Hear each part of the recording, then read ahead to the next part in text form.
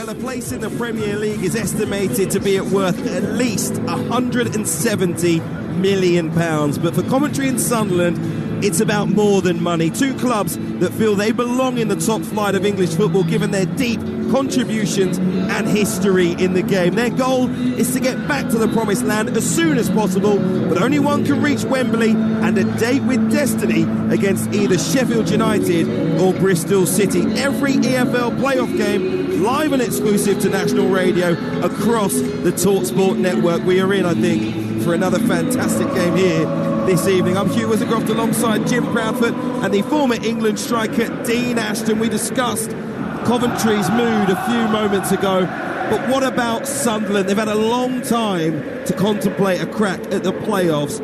It's affected their motivation. I wonder what it says about their squad and what conversations may have taken place this week to try and turn that round.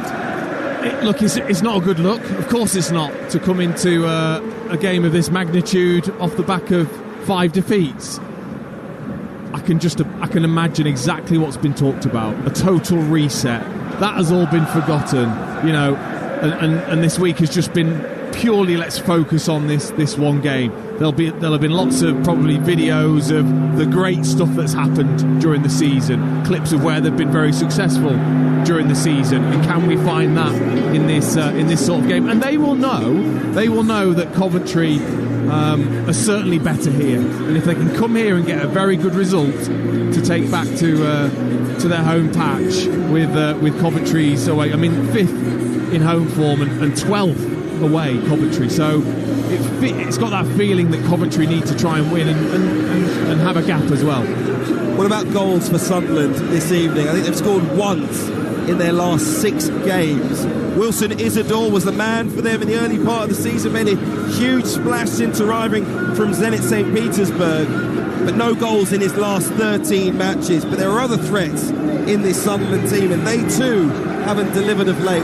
Why aren't they scoring more goals right now? Because as a team, that form has dipped away because of the changes that the managers make, because of the mentality of the players. That can all feed into not good enough performances, lacking confidence, but they're not bad players, and there is enough quality in that side. And I just look at that midfield, for me the best midfield in the Championship in Dan Neil and Bellingham. I think if those two have a great game, I think that can be enough to get a result. I think they're that important, those two, for them. So many great young players at Sunderland. It feels a bit like this is their last crack together, this group, because we've heard Joe Bellingham, for example, linked with Borussia Dortmund this week. Chris Rigg linked with moves to the Premier League. He's on the bench tonight, but we know what a talent he is. It feels a bit like it's now or never for this particular group. But is that almost added motivation? I think it is, and I think you're right. I think there is going to be a lot of teams that are looking at their players, thinking 2 fullbacks as well will be highly sought after. So yes, it is. They've clearly had a good bond because of the way they've played this season as a young team, and with inexperienced players. But this is just so big, and can you turn what's been such a poor run around in a week? Can these young players, are they able to do that? We'll find out. You mentioned the midfield of Sunderland, just how high quality it is, but it is a mouth-watering battle really when you look at Coventry's midfield as well. Quality and experience in that part of the pitch. Yeah, and I think they're only a fraction less in my mind than the Sunderland midfield. Those two, Grimes and Sheaf, are outstanding. I think Rodoni's added something extra to them as well since coming from Huddersfield. And look, I think again their fullbacks I think are important. Van Erwijk in particular raiding down the right hand side with Sakamoto looking to tuck in. I think that's a key area of the pitch for Coventry. Loads of great players on show, as we know. There's going to be, I think, it's all about approach in this first half. I think Sunderland will come here hoping to survive, as you mentioned, going back to the Stadium of Light. The onus then is surely on Coventry to maybe come out of the blocks, particularly in front of their home fans. Incredible atmosphere being built up in front of us. It was a record crowd for the game against Middlesbrough. They have to use all of that to their advantage this evening. Does that mean Frank Lampard comes out on the front foot with the likes of Haji Wright needing to deliver? I think so. I think you've got to feed into what will be a fantastic atmosphere once the players emerge. You've got to try and feed into that. You've got to use that, because that'll heighten the senses. That'll give you an extra boost. Try and use that early on. I mean, an early goal would just set this place off, wouldn't it? And put real pressure on Sunderland. You've got to try and put doubts in the Sunderland players' minds as early as possible, because of the run that they've been on. And really test them mentally whether they're ready for this. Must win tonight. Do you think they have to take an advantage? I do. Just because of their away form not being what it probably needs to be. So yeah, I think they do need to win. Fantastic atmosphere inside the Coventry Building Society Arena as both sets of players make their way out onto the pitch. Fantastic. A travelling crowd that have made their way down from Sunderland to support the Black Cats tonight. Their players give them appreciation. It's an ocean of sky blue, and a huge tifo across from us unveiled will live and die in these towns from those Coventry City supporters desperate to see their team return to top flight football. Sheffield United took a big step towards Wembley with their big 3-0 win over Bristol City last night. Coventry beat Sunderland by the same scoreline here in mid-March. Can the Sky Blues take a big advantage to the Stadium of Light next week, or will the Black Cats beat them away for the first time since 1985? Let's find out. Your live and exclusive Championship playoff semi-final first leg on Talksport sees Coventry host Sunderland in the company of former England striker Dean Ashton and Talksport's Jim Proudfoot. Hugh, thank you, and a very good evening to you. So here it is, playoff time. This magnificent invention that's enriched the game, that breathes new life into upper mid-table campaigns throughout the early spring. It extends the season for the Lucky Four and provides its own unique mix of jeopardy, heartache and glory. Days that frustrate and captivate, days you never forget. All of us who've seen our team play their part in the end-of-season circus know that there's no better way of going up. There's no more gut-wrenching way of your campaign hitting a brick wall. Coventry fans with that tifo will live and die in these towns. Lyrics from a song by The Enemy, and The Enemy tonight, Sunderland. 5 defeats in a row.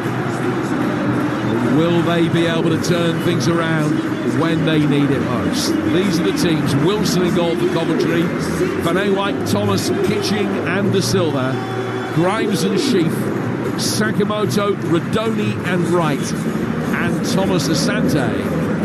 For Sunderland is Patterson in goal, Hume, Ballard, O'Nien and Sirkin, Roberts, Bellingham, Neal and Lefay, and Mayenda alongside Isidore up front. Dean, final thoughts from you about what is going through the minds right now of those players. One of them knowing that they've got a shot at Wembley and a shot at a return to the Premier League. The others knowing it's going to be failure. Well, I think Coventry are trying to feed off this atmosphere, of course they are. And as players, you've been given your instructions and you're starting to look at each other and saying, have you got my back? Because I've got your back. Can we deliver? Can we focus? Can we concentrate? And as for Sunderland, can they come out of this mini hibernation refreshed, having looked at this week as a reset? No side has ever gone into a playoff campaign in as poor form as Sunderland are now. But now that the games matter, can they turn it on? Playoff perennials facing a Coventry side have been out of the elite for 24 years, but whose fans firmly believe that this could well be their time. Referee is John Busby, and he's about to get the game underway. Sunderland red and white stripes, black shorts kicking from left to right in this first half. And the CBS is a sea of sky blue, all but the end away to our right-hand side, the right-hand half of that end, which houses the travelling Wearsiders. Coventry in their sky blue shirts and white shorts, and the positioning of Hadji Wright is going to be very interesting. A man who's got a reputation for being a big game player. 4 of his goals this season have come against Sunderland, including a hat-trick here. Ball headed away on the edge of the penalty area by Kitching, and brought down by Hume for Sunderland. Strong challenge coming in from Ballard. Crowd kicking every ball in these early stages. It's gone out of play and off Haji Wright. And it's going to be a throw that will be taken on the Sunderland right-hand side. We're a minute in here on Talksport. Second leg coming your way live Tuesday night. A minute into the first leg. In the company of the former England striker Dean Ashton. We're just having a first look at Sunderland, and Mayenda is up there with Isidore. It does look more like a 4, but Roberts will drift. Of course he will, from that right-hand side, in on his left foot. I just think you're then asking a lot of Bellingham and Neil to deal with the 3 of Grimes, Sheaf and Rodoni. Well, it was interesting that Lebris fielded a 4-4-2 when they came here earlier this season in that 3-0 defeat. It was Chris Rigg that played as one of the split strikers that day. Rigg left on the bench today, and he might consider himself a little bit unfortunate. Place just stopped for a moment as referee Busby just has a word with a couple of the players. Liam Kitching being spoken to. The play's going to restart with a goal kick, with a free kick, which will be taken away to our right-hand side by Wilson. Runs up, addresses the ball, hits it right-footed, a high one going up through the midfield, which is well headed away by Dan Ballard, flicked on towards the edge of the penalty area. Here's Jack Rodoni, and he's won the first corner of the night with a left-footed ball that comes in. It's headed away by Ballard, and right in front of the mass ranks of Coventry supporters. The Sky Blues corner that Matt Grimes will come across the tape. Yeah, nice alertness from Rodoni, just anticipating that flick on from Haji Wright, and then looking to cross to win the corner. Grimes to take it, left-footed. He's sending a high hanging ball in towards the far post. And Bobby Thomas meeting that, and he's headed it into one of the Sunderland defenders, and it's gone out of play for another corner. Good bright start this from Coventry with 2.5 minutes gone. And Rodoni again across to take it. Scored twice here against Middlesbrough last week. 13 assists and 9 goals, and this is first season for Coventry after his move from Huddersfield. The central midfielder just spotting the ball down. The 6-yard box is the real congestion zone, like the traffic outside Highfield Road. 6 in sky blue within 4 yards of Anthony Patterson, the Sunderland goalkeeper. All of his teammates are back within 7 yards of him. Certainly got the option of De Silva on the edge of the penalty area, have Coventry. It's fired in towards that near post instead, and Gennis taking another touch. Sunderland struggling to deal with these set pieces at the moment, whilst Rodoni will feel that perhaps he can improve the delivery further. But corner number 3 now forthcoming. And again, Coventry setting up with De Silva unmarked on the edge of the box. Wright is making his way in and is only being picked up now. Mayenda's let him go. Ball comes in. Good header away by Ballard. Out towards De Silva. Might have dropped onto his right. Oh, goalkeeper Patterson came to meet it. Got nowhere near it. It's cleared from in behind him. He came out to punch it clear and missed it by a mile. Sunderland bail him out with a decent clearance in behind. It stays 0-0, 4 gone. Just such a strange decision. And also the technique that he came out with. Patterson just flapping like a kid trying to practice to dive, just never got his legs up in the air and just flapped at it, took a real whack. He's hobbling, got very, very lucky it didn't just land to Thomas Asante, who should have scooped it in if it had landed at his feet. Well, there's no foul. That's the kind of incident which will often see the referee blow his whistle and then ask questions later on. That's how it feels. They will tell you that doesn't happen, but is certainly how it feels at times. But John Busby, rightly, I think, let it go. Van Eyck is waiting on the right flank. The ball isn't worked out in his direction. It's played across the halfway line instead. Coventry working back with Ben Sheaf to Liam Kitching and now to Bobby Thomas. Thomas, the former Burnley man, just working it out to the right for Milan Van Eyck. Thomas, who lost the League One playoff final with Barnsley couple of years ago. He was alongside Liam Kitching in that game as well. The two of them have renewed their defensive partnership this season for initially Mark Robbins' Coventry and now Frank Lampard's. Ball out for a throw that will be taken by Coventry on the left-hand side. Sunderland hanging in there in the opening 6 minutes, and if the most optimistic Black Cat supporters, Dean, were thinking that they might just be able to flick a switch and turn it on when it matters, that hasn't happened yet. Long ball forward, Ballard heads it away. Ballard's headed it into 09. Thomas Asante's got it, right-hand side of the penalty area. Trying to set up Radoni, who took one touch too many in the end. He couldn't get it out from between his feet. Bellingham got it away. Coventry win the seconds in the midfield. Play it down towards De Silva, but that's overhit.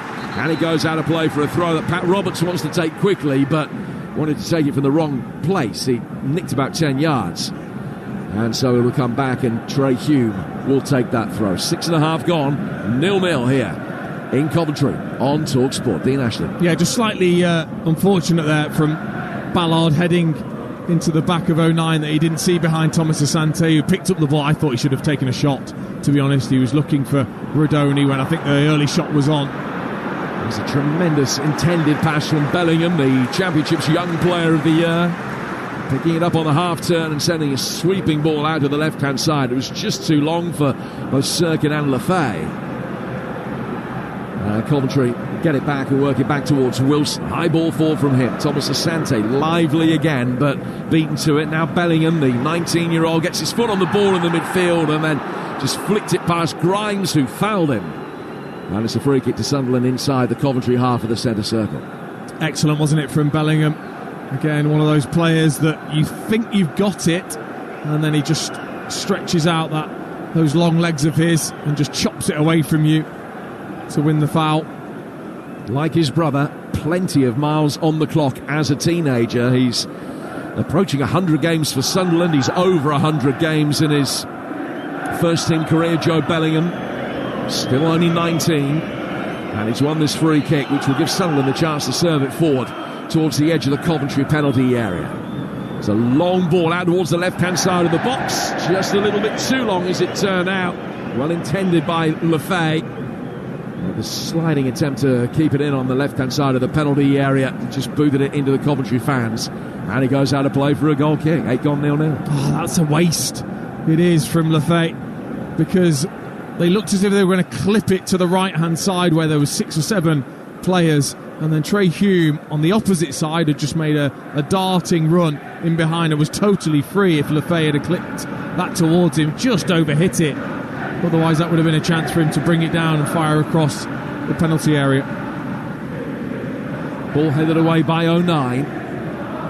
Dan Neal, when Coventry are in possession, will drop back between his two centre-halves, and Mayenda will come back as well. So it's almost a 5-4-1 at times when Sunderland are out of possession. Lefay going in there strongly, lost out to Van Ewijk. And then a foul by Dennis Sirkin on the Sunderland left. A free kick given Coventry's way just inside their own half. Great tempo, isn't it, to the game? I've got to say, it is fantastic to see this place full. It's what it was intended for, what feels like many years ago. And the Coventry players have responded with a fantastic tempo to their play, not allowing Sunderland at all. We haven't seen Isidore or Mayenda have anything yet to get hold of or run on the end of. Yeah, it is good to see Coventry back in their home city, in a stadium that is full and as vibrant as this one. As Thomas Asante chases a long ball forward, you think back to the exodus to Northampton and the time they had at St Andrews as well. All the problems going on with this stadium and previous landlords, all sorted now. And about 31,000 packed in here tonight. 0-0. Coventry with the majority of possession in the early stages.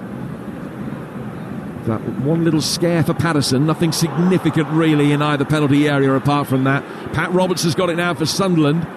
Taking on De Silva, and he's forced him with a sliding challenge. Almost conceded a corner, and then Sheaf does well to come outside the penalty area and get it away. Long clearance from him falls for Luke 09, who's in his 11th playoff game for Sunderland tonight. Did win that League One playoff back in 2022, which is the only successful playoff campaign that Sunderland have ever had. This their 9th in total, their 5th in the last 7 seasons. Wouldn't be May if it wasn't the Black Cats and the end of season circus somewhere.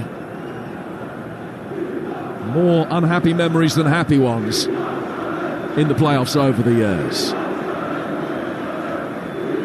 The Black Cats fans you can hear at the moment as their side make headway down the right-hand side. It's a throw taken by Hume, not a good one. It's easily clattered away by Kitching from inside his own penalty area. Thomas Asante trying to get it to stick. Can't do so, but he has won a throw. What have you made of the opening 11 minutes then? What will Regis Lebris have made of it, Dean Ashton? Well, I think he'll be reasonably pleased with the structure and setup defensively that they've got out of possession. I noticed in the warm-up as well, when the defenders, the back four, were going through their routine, every time that there was a header knocked down, they cleared it long. And a couple of times already we've just seen that ball just played over the top towards Mayenda and Isidore, and just moments ago Mayenda just made a noose of himself, got Sunderland up the pitch, and I think that is going to be a tactic that they'll use. Here's Van Ewijk over on the Coventry right, back for Thomas, just inside his own half. Long diagonal from him, finding De Silva. Good header from De Silva to cross the edge of the penalty area. Hadji Wright just waiting, guilty maybe of ball watching. Ball got to him, he's ended up getting a throw out of it, but certainly wasn't aware of the fact that Dan Neil was about to come in and dispossess him. It's a ball out. It gives Milan Van Ewijk the opportunity to launch a long throw inside the penalty area here. Little low five between him and one of the ball boys. And he makes his way forward. Hands outstretched.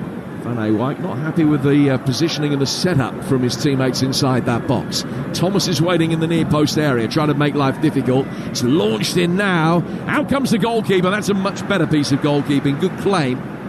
Came out and caught it just in front of his near post, under pressure. And that will have settled Anthony Patterson down a little bit. Ball's now towards the left-hand side. Sirkin trying to get forward. Little exchange of passes between him and Lefay. If they can get Mundle back for Tuesday, if they need to be in a position where Romain Mundle starts on Tuesday, it'd be interesting to see whether Lefay then moves into a more central position to get him on the ball a little bit more. You know, he has seen a fair bit of it so far tonight. Thomas back out towards Van Ewijk again. 13 minutes in here on Talksport. And it's 0-0 between Coventry and Sunderland. Sheffield United taking a commanding lead in the other Championship playoff. And the second leg of that one comes your way from Bramall Lane Monday night with Dean alongside me. And then the second leg of this one Tuesday night. Troy Deeney, part of your commentary team on Wearside on Tuesday. Luke O'Nien gets the ball away. Ball brought down by Bobby Thomas at the back. Chipped over the top by him. It'll just drift innocuously through the Sunderland penalty area, where O'Nien fields it, finds his goalkeeper, and we've almost reached the 15-minute mark, Dino, at 0-0. And they're allowing Coventry to have the ball, Sunderland, especially at the back. Bobby Thomas and Kitchen have seen plenty of the ball and are looking to switch, play quickly when they can, against at times this narrow 4-4-2 defensive structure that Sunderland have got. And Sunderland will be happy, throughout the season, 12th for average possession, so they're not a team that are overly bothered about keeping too much of the ball, and they've been successful with that type of play.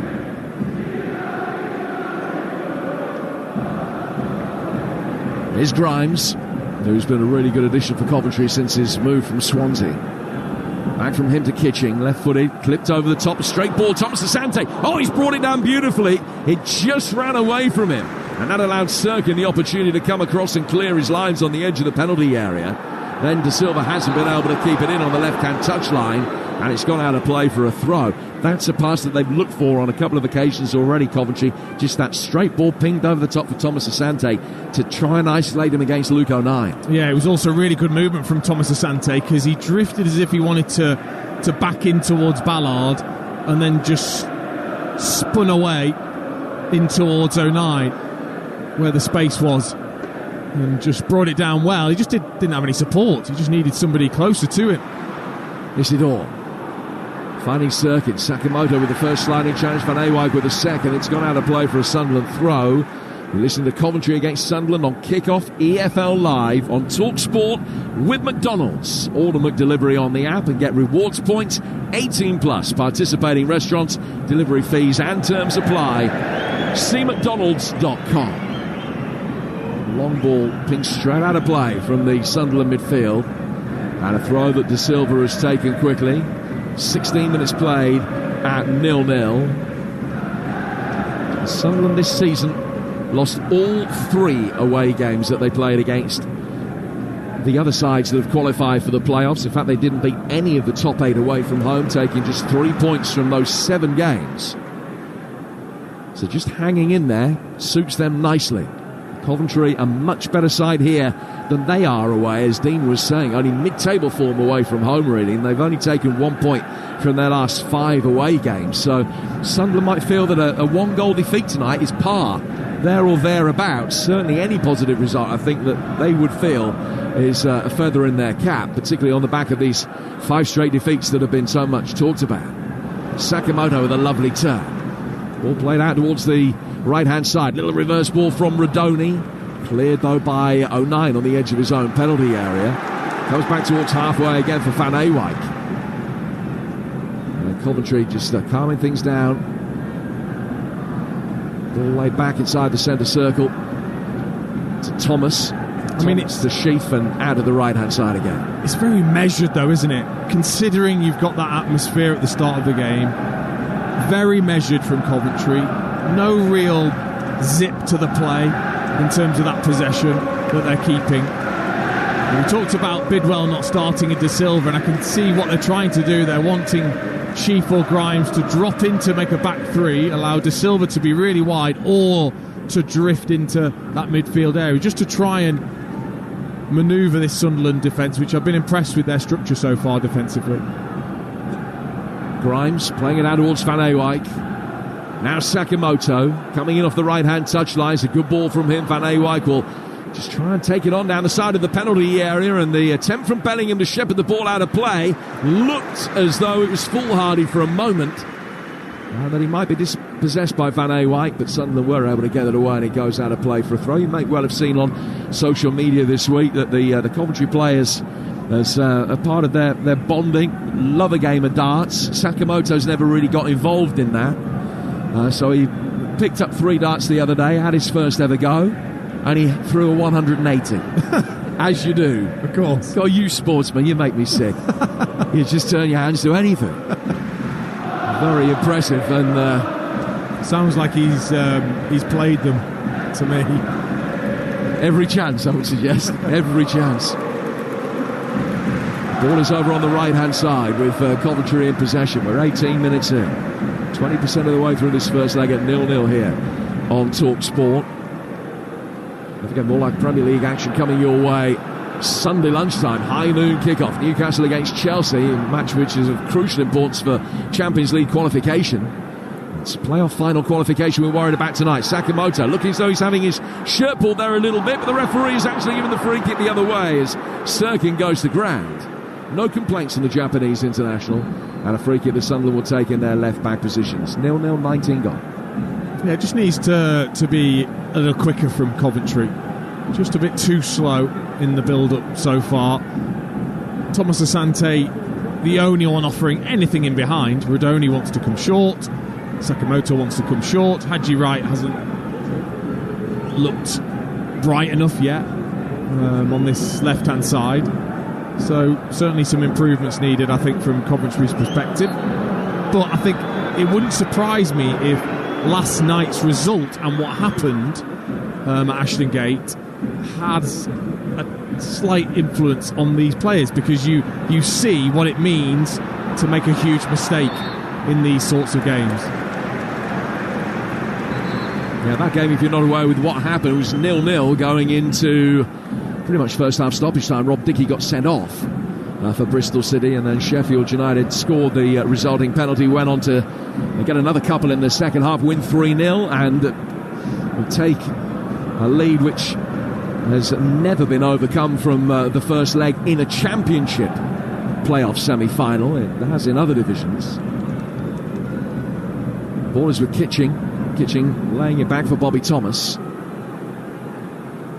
Now worked for them by Grimes. Rodoni again dropping deep, as Dean was saying. Out towards Sakamoto. It's a beautiful drop of the shoulder. Too good for Sirkin. And the referee is going to produce the first yellow card of the game here. Dennis Sirkin, the Irishman, product of Tottenham's academy, just completely sold by Sakamoto's touch and has brought him down and is booked. Yeah, I do get that, but is there really the need? I'm not quite sure. Sirkin will now have to play up against that ability to change direction with a shimmy from Sakamoto. Excellent wing play. He says there really the need from the referee to produce the yellow card for the challenge. Yes, there is from the referee. I mean, from Sirkin, is there any need to go that tight and have a go at the ball? I just don't think there is at the moment. They're in a great shape. 09 behind him. So Sirkin on a yellow card, and he's given this free kick away. It's going to be bent in towards the land of the Giants inside that penalty area. And again, it's a really good defensive header. It came from Dan Neal for Sunderland, out towards the far touchline, and just not quite kept in. Throw Coventry's way. And it's the cue again for Van Ewijk to make his way forward, and a big roar of appreciation from the Coventry supporters as he does so. Picks up the ball from on top of a white cone over on the far touchline. Makes his way forward, just walks slowly down alongside the hoardings. Gets to a junction between two hoardings and now leans back, arches his back, hurls the ball inside the penalty. It's an even longer throw, headed away, left-footed, snatched effort. What a good chance that was for Ben Sheaf. Little flick header on its way through, and nobody had picked up Sheaf at the far post. He could watch it come down, and he hit a left-footed volley, but it spun away off the outside of his left boot and dribbled over the line for a goal kick. Yeah, and when we talk about players snatching at opportunities, that was a great example of it from Sheaf, in terms of lovely little flick on from the long throw. He was free. Sunderland haven't picked up on the edge of the area very well from any of the set plays so far. It falls to him, and rather than just taking that extra step to steady yourself, he just throws the left leg at it wildly and then can't control the half volley. Great play again by Sakamoto, who's taking on Enzo Lefebvre that time and left the Frenchman sprawling. Sakamoto again taking him on, playing a little reverse for Van Ewijk. Ball in from him, Rodoni tried to adjust, flick it away, and he couldn't. Now the counter-attack is on. Sunderland bringing it forward. Mayenda in possession, running towards the edge of the penalty area. Coventry players back facing. Thomas has done something, not quite good enough. Left-footed shot comes in, and it's wide of the sprawling Wilson's goal.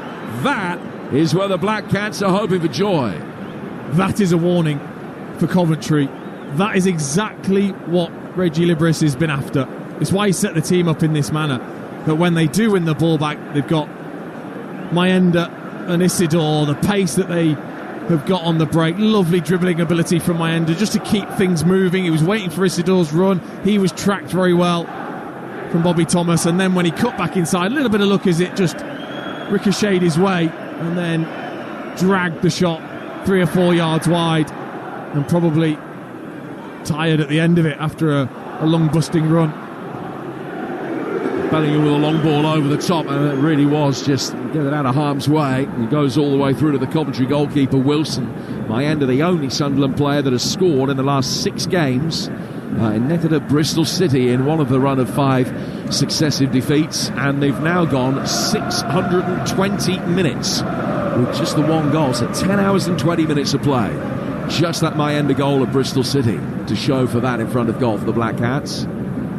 Coventry have it again, bringing it forward into Sunderland territory. Coventry's advantage in terms of possession is overwhelming. It's in the 70s so far. Here's Grimes coming out of the centre circle, nudging it to his left for Kitching. Kanji Rai, big imposing physical presence, standing right in front of us. Sunderland happy to play pretty narrow and allow him that little bit of space. Sakamoto comes into a more central position now, chests it down. Bellingham trying to bring it away, pokes it back towards the edge of the box where it's cleared by Hume. But Mayenda loses out in a battle with Kitching, and Coventry win it back. Right towards the edge of the penalty area. Taking on Trey Hume, getting to the byline. I think that went over the line. Play goes on. It's a left-footed effort, really well blocked. Sheaf with it. Sunderland players throwing themselves at it. Comes back through for Haji Wright, and he is offside. Well, clearly no VAR in the Championship. It would have been a very controversial moment had that gone in from the first phase of play. So I'm convinced that it was overrun and over the line and out of play for a goal kick before the pullback from which they nearly scored. Yeah, I felt the same. I felt that he just overran it with that final touch, but hooked it back in. And then Sheaf, brilliant to start with in terms of just sending a couple of Sunderland players on their backside sliding. But I tell you what, there was another 5 in his way when he struck towards goal. Brilliant defensive work from the Sunderland players to throw their bodies in the way. Ben Sheaf denied what would have been his first goal of the season. It would be sometime to score on May the 9th. Sirkin coming forward here for Sunderland, showing a little bit more attacking intent now. Taking on Sakamoto. He's inside the Coventry penalty area, and he wins Sunderland's first corner of the night. Again, that was just a quality bit of play from Dan Neil. Lovely little turn and fed it out towards Sirkin. Sent him on his way. Test Sakamoto defensively if he wants to track back, and he did. He did the work to stop the cross, but it's a corner for Sunderland.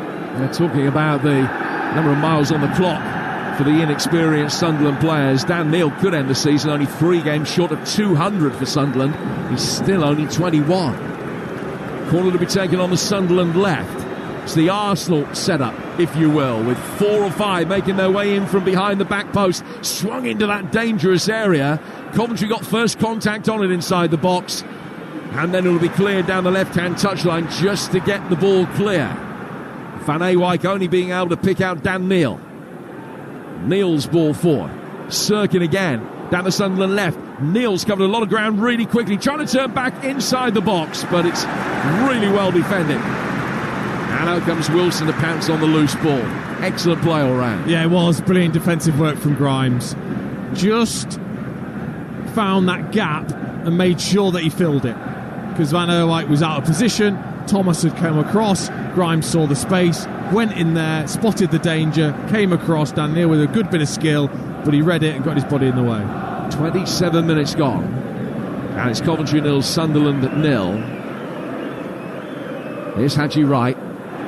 Really strong challenge on him by Hume, and it's an angry reaction which ended with Wright grabbing hold of Hume's shirt. Just for a moment the eyeballs were out on Storks. Right then, I think, realised the potential severity of the situation, flashed him a grin.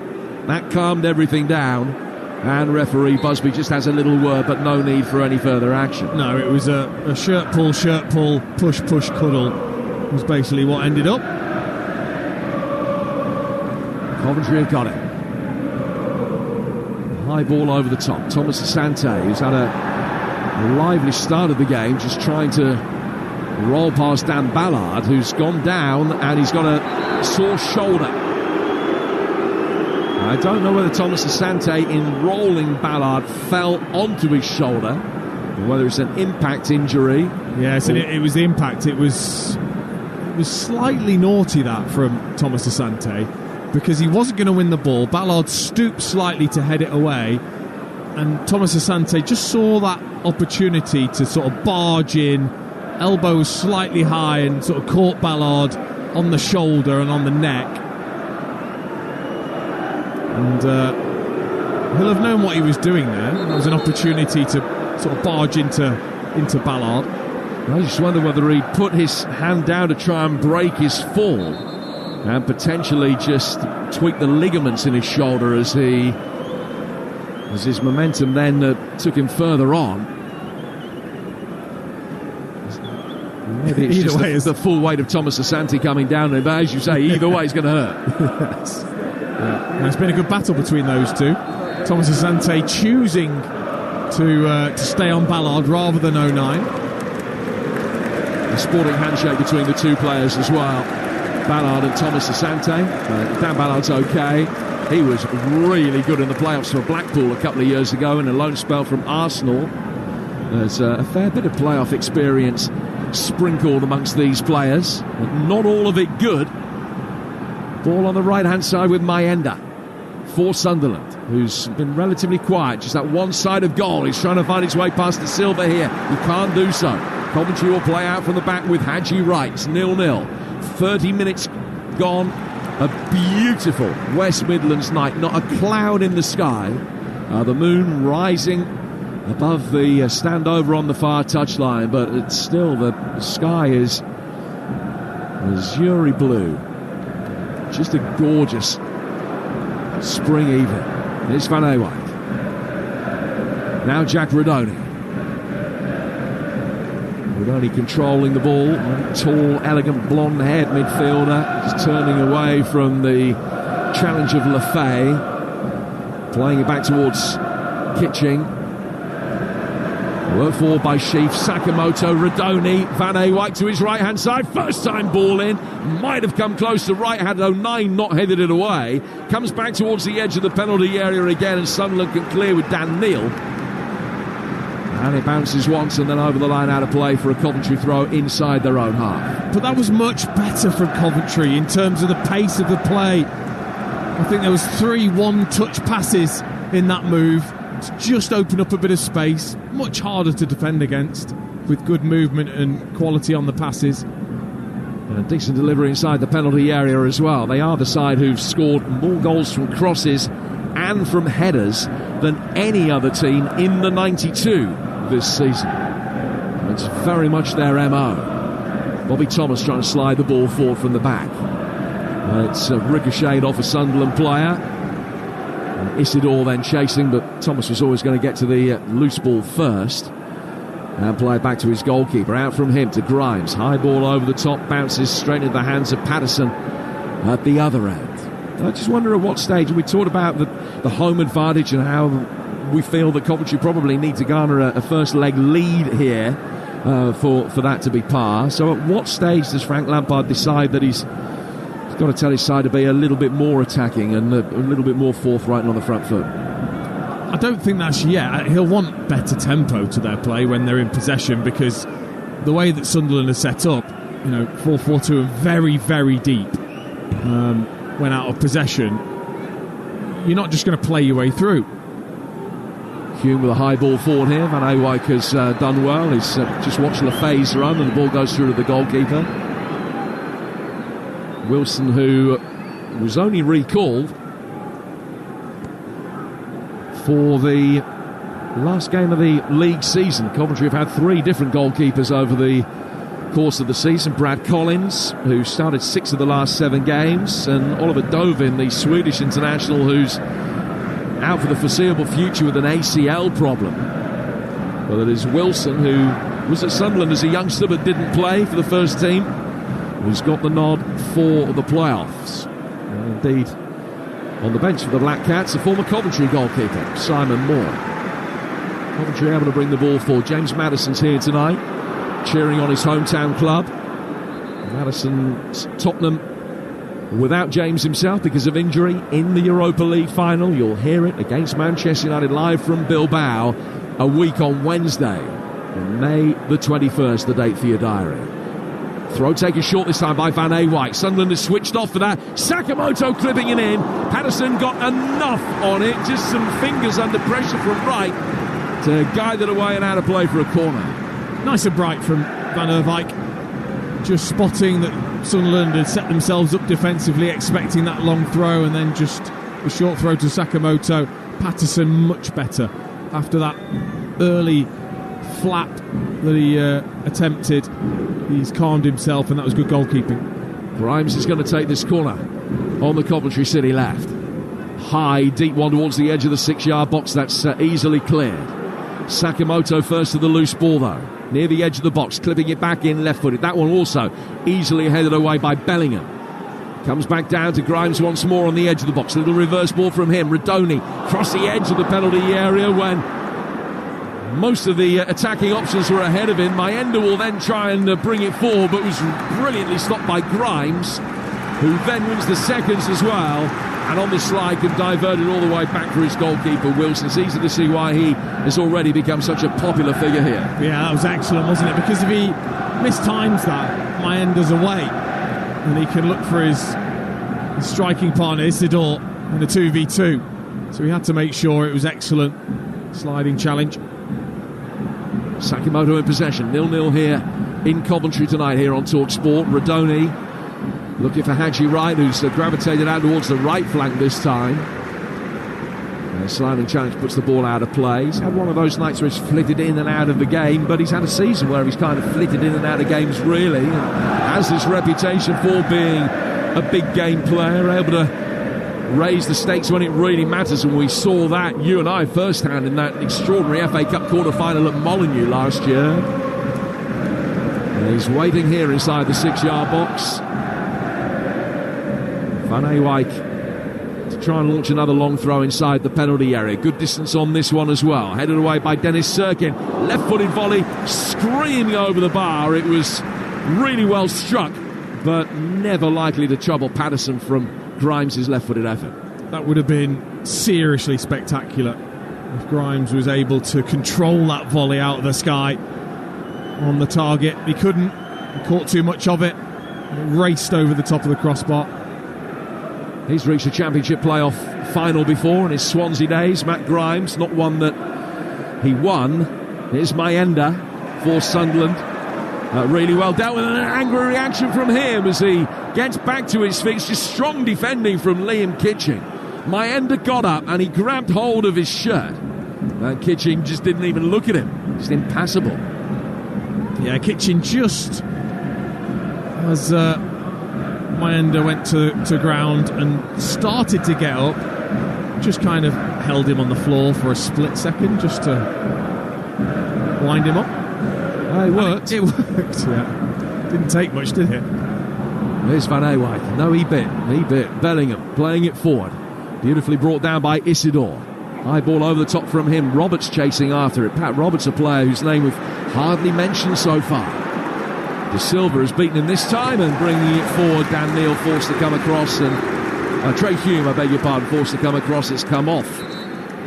Kim last from De Silva's ball forward and goes out for a Coventry throw, taken right in front of Frank Lampard. And play through the midfield for Sheaf, and now Grimes, Van Ewijk, Sakimoto outside him. Another opportunity for the Japanese international to bring the ball forward.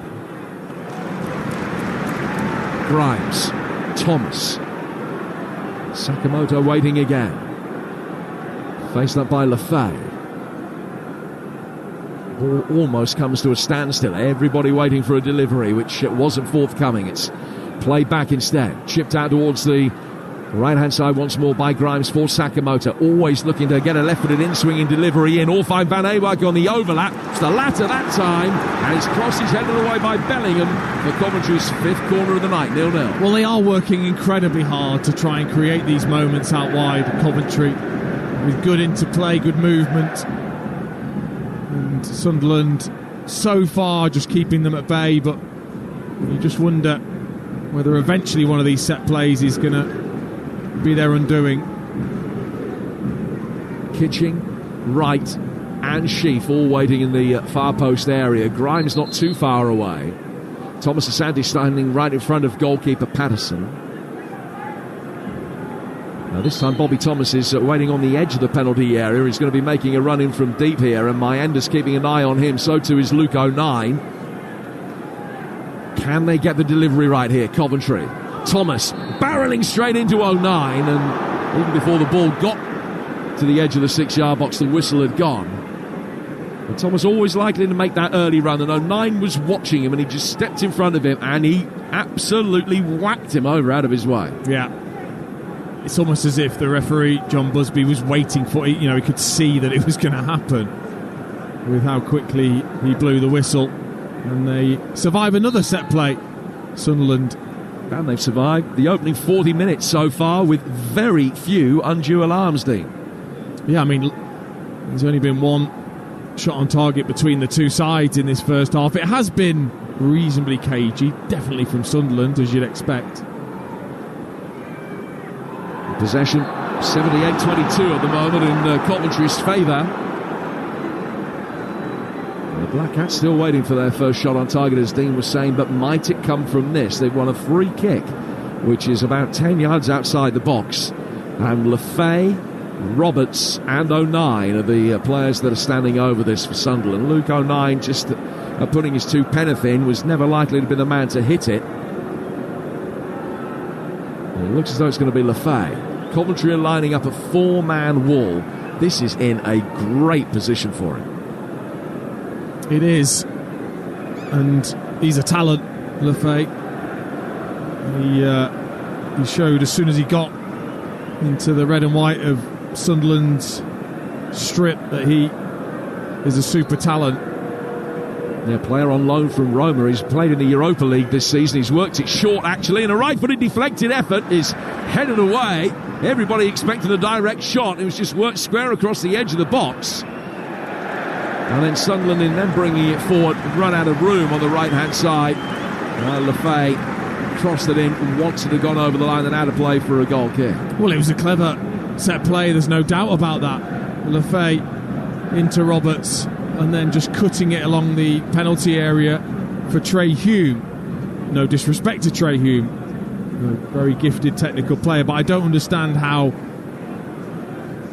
a Lefay or a Roberts or an Isidore or a Bellingham isn't on the end of that. Yeah, it didn't feel as though Sunderland were playing the percentages necessarily that time, although Trey has scored the decisive goal in the Black Cats' last two wins. Not a prolific player over his Sunderland career. He's got 6 and 130. It's Kitching for Coventry, 10 yards inside his own half. Very inventive free kick, though.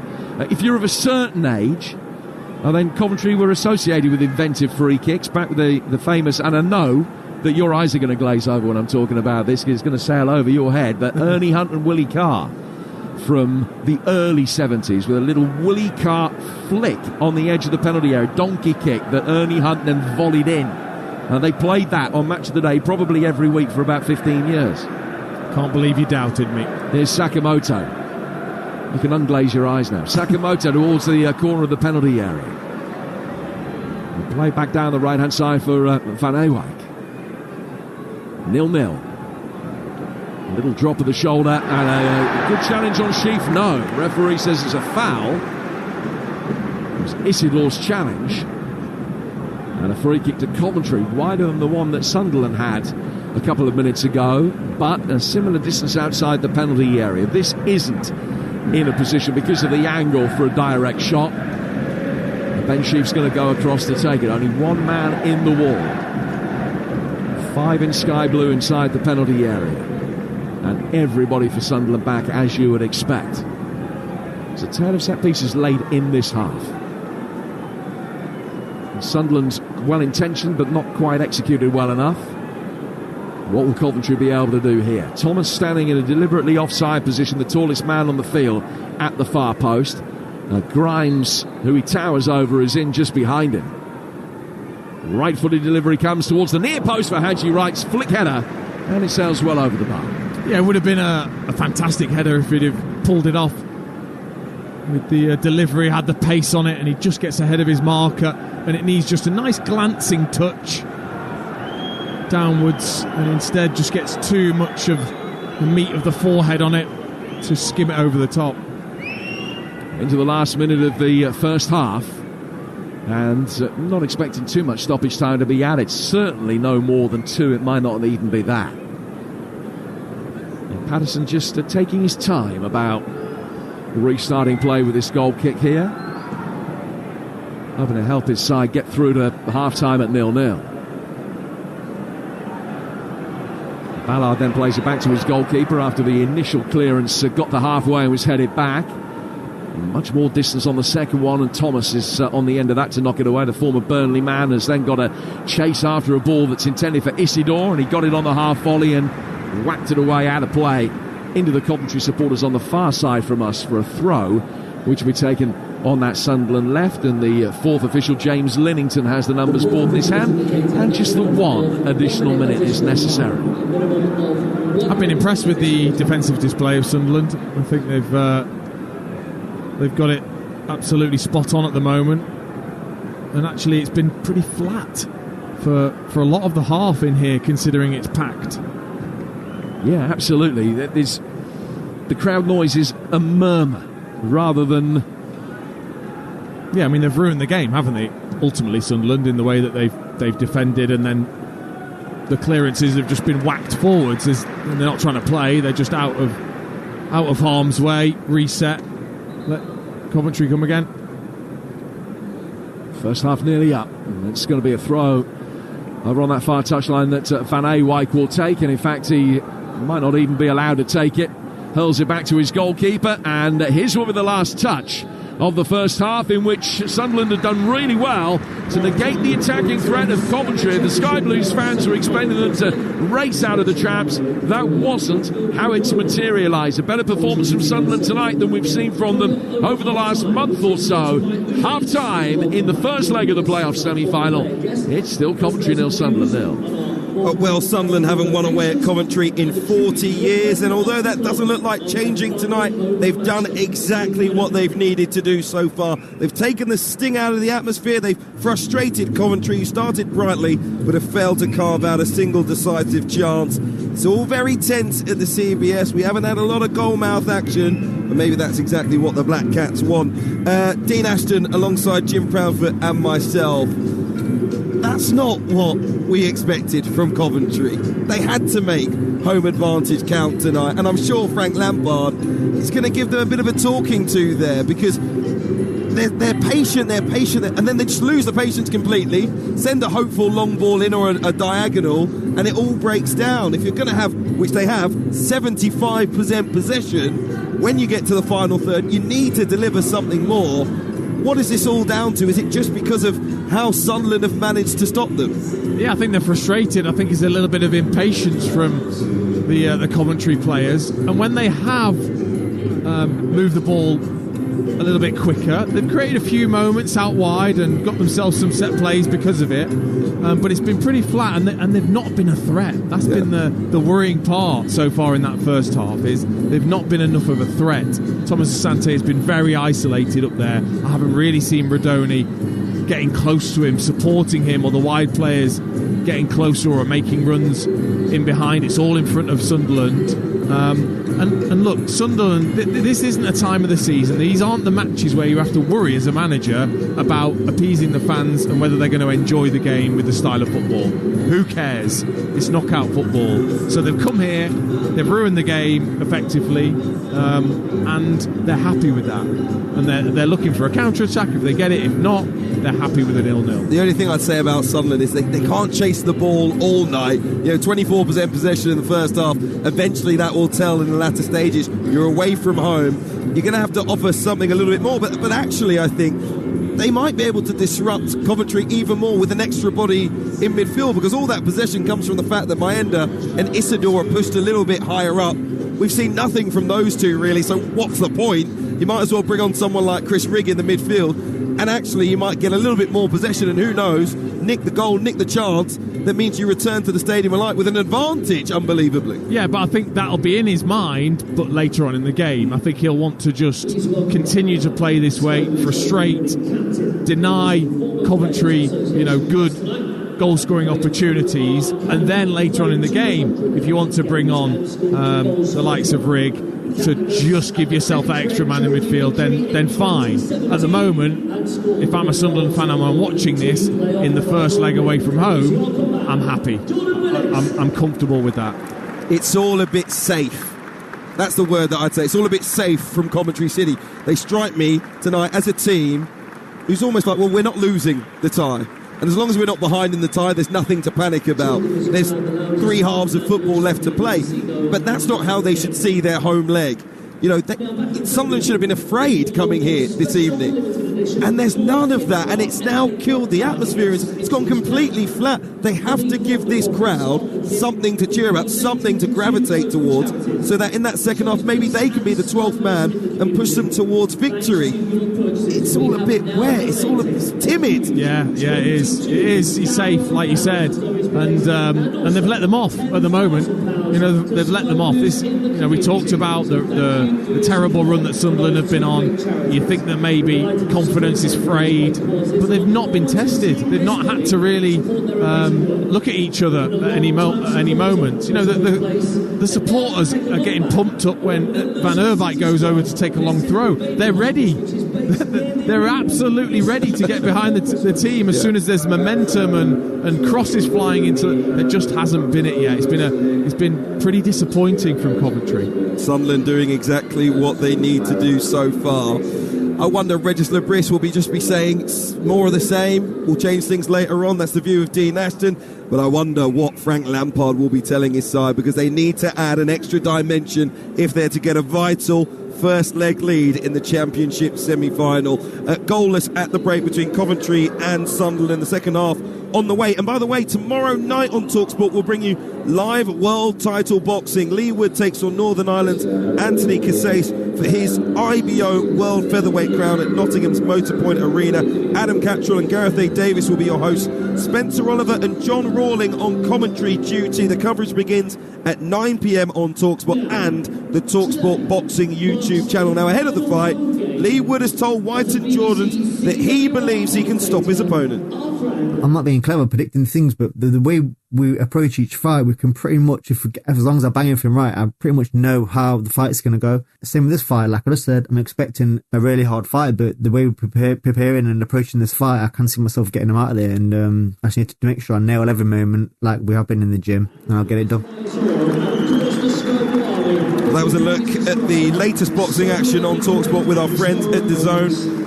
Don't miss a thrilling all-British clash for the IBO Super Featherweight title. It's Kakachi versus Wood this Saturday, May the 10th, live on DAZN. You can sign up at dazn.com/boxing. But there's been plenty of jabbing in the first half. Neither side able to land a knockout blow. At the break, it's Coventry 0, Sunderland 0 live on Talksport. EFL Live on Talksport with McDonald's. Enjoy a tasty night in delivered to your door with McDelivery. 18 plus participating restaurants. Delivery fees and terms apply. See mcdonalds.com. Drive into summer with BYD and join over 4 million drivers who chose BYD last year. Discover why it's the car brand everyone's talking about.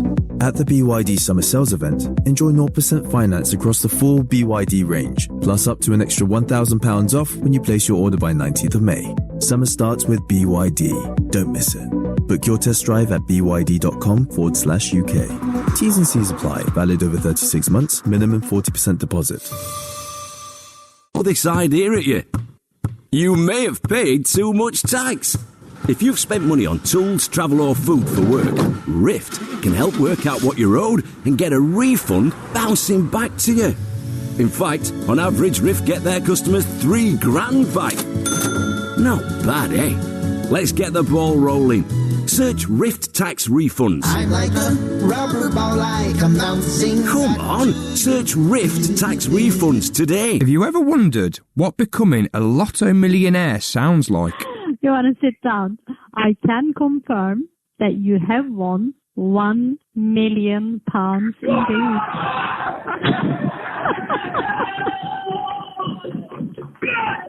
That's Terry, finding out he'd won £1 million. Oh my God. Lotto from the National Lottery.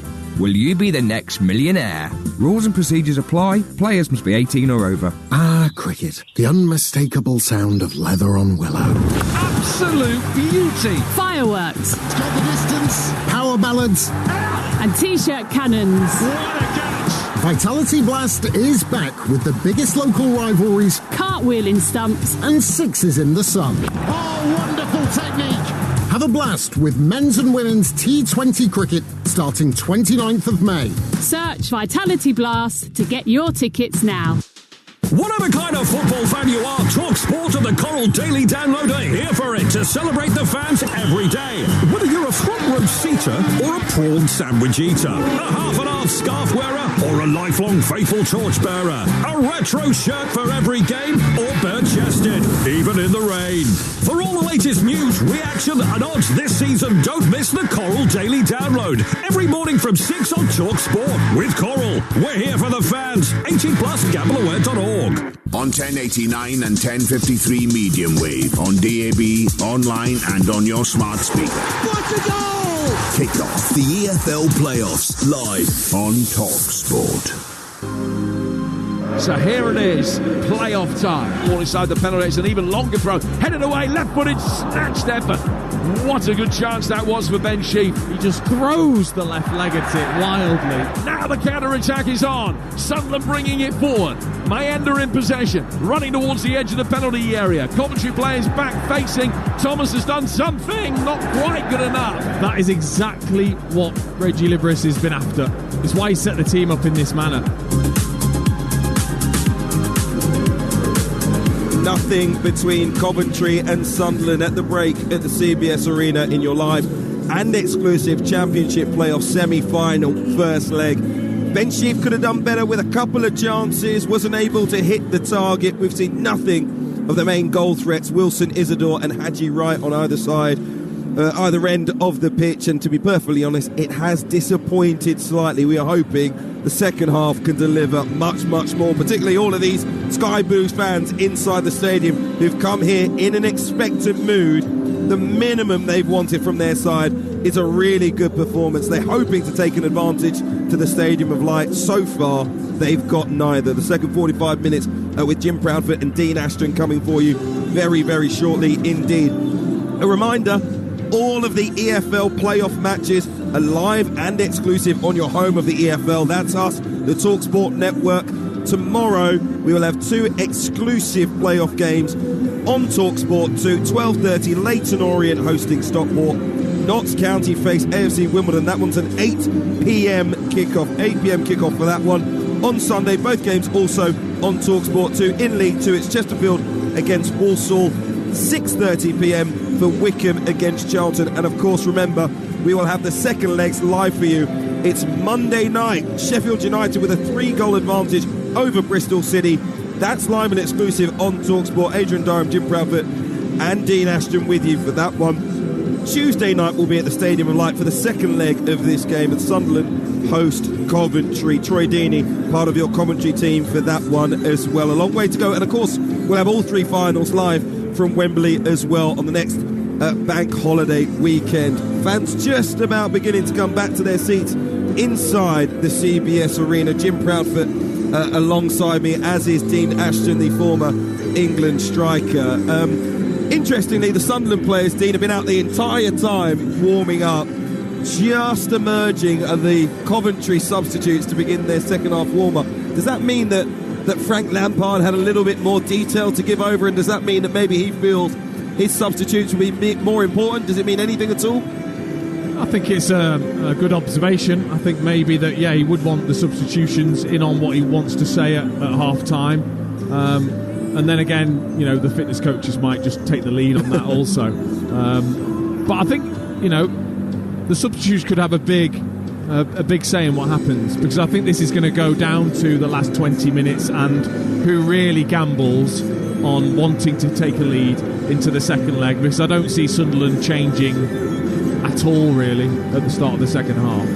One thing I'd be minded to do is have a look at Ellis Sims, of course, who'll be playing against his former side, to see if he can lead the line possibly better than Brandon Thomas Asante, who played well at the weekend against Middlesbrough, who's highlighted in the pre-match programme notes by his manager Frank Lampard. Yet we haven't really seen him get into the game. And when you've got someone like Haji Wright, who's playing off the left-hand side, as probably your main goal threat in a game like this, and maybe just a little bit more physical. He almost got very physical down here after that tackle, siding tackle it was from Trey Hume, legal though. But ultimately, someone like him being in the centre of the goal, in the penalty box, maybe that's something that Coventry and Frank Lampard need to look at. And also, I think, obviously, he's more of a physical presence, and he's more likely to hold the ball up, allowing Haji Wright to then make that run off. At the moment, Thomas Asante's, the way he's playing, is they're looking to clip that ball in behind for him.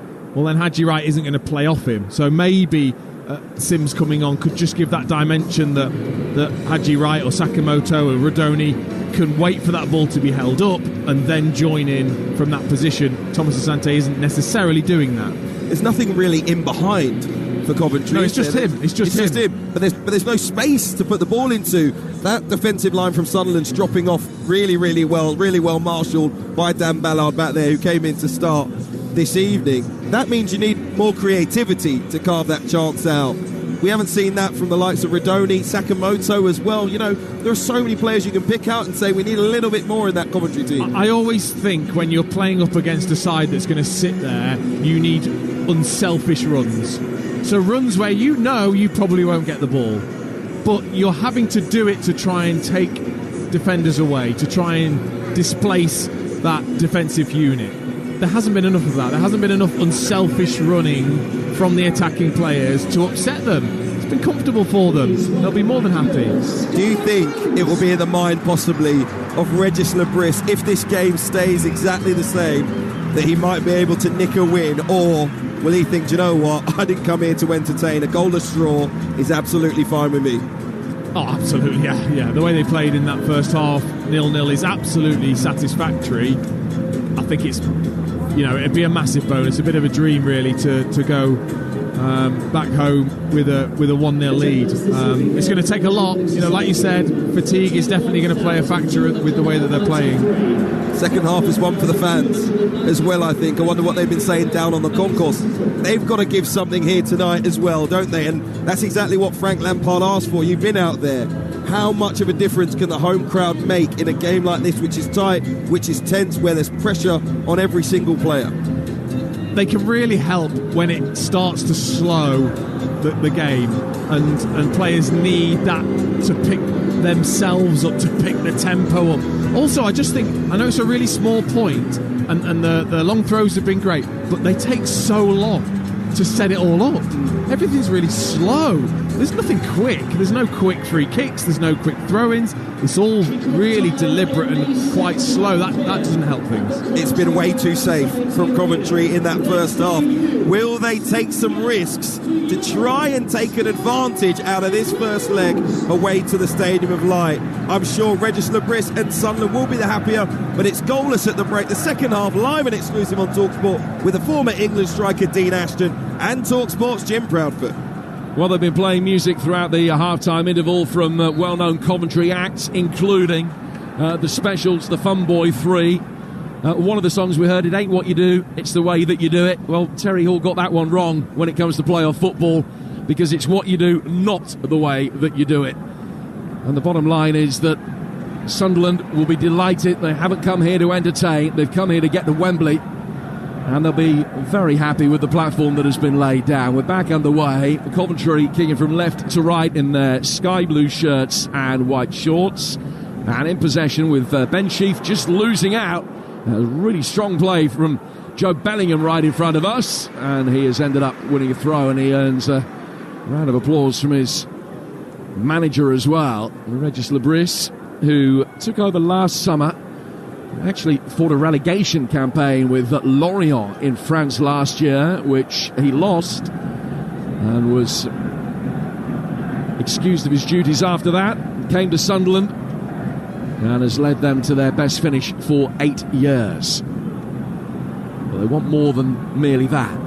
There's Lafay trying to find a way through. He can't, and Grimes takes it away from the edge of his own penalty area and then turns neatly. He lays it down for Redoni. Sakamoto making a run actually off the field down the right-hand touchline for the moment, ahead of Jack Redoni.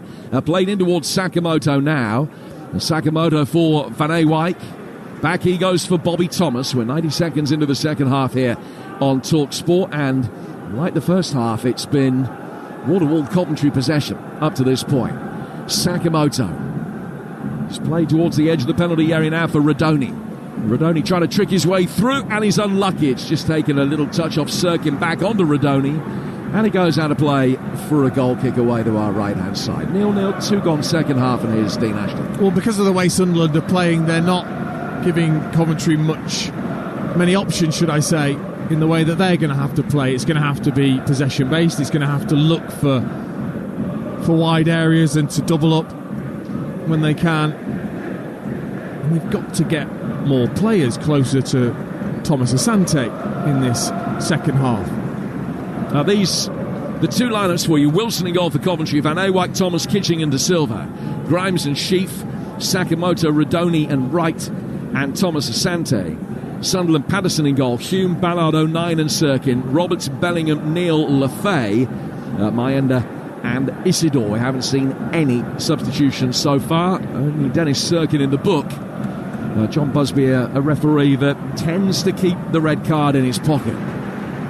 Ball played out towards the left-hand side. De Silva to Rodoni. Coventry wanting a little bit more from him, I would imagine, in the second half, on the basis that he's such a talented player, has had a wonderful season. De Silva's got it again. Rodoni just drops off in support for him. De Silva taking them all on, gets a left-footed cross in, which bounces on the edge of the penalty area. Doesn't come Sheaf's way. Sunderland clear. Grimes wins that. Takes it off the head of Maenda. And the Sky Blues fans willing their side on again. Ben Sheaf will take over, and the Coventry captain lays it out to the left-hand side. Ball inside the penalty area. Thomas Asante with a flying header. Very, very high tariff chance. And it's gone high and wide. Decent ball though, wasn't it, from De Silva? Just shifted it and whipped it in to a great area, 6-yard line. Thomas Asante gets there, and it's a magnificent bit of defending from 09, because he just shoves him as he's about to head it.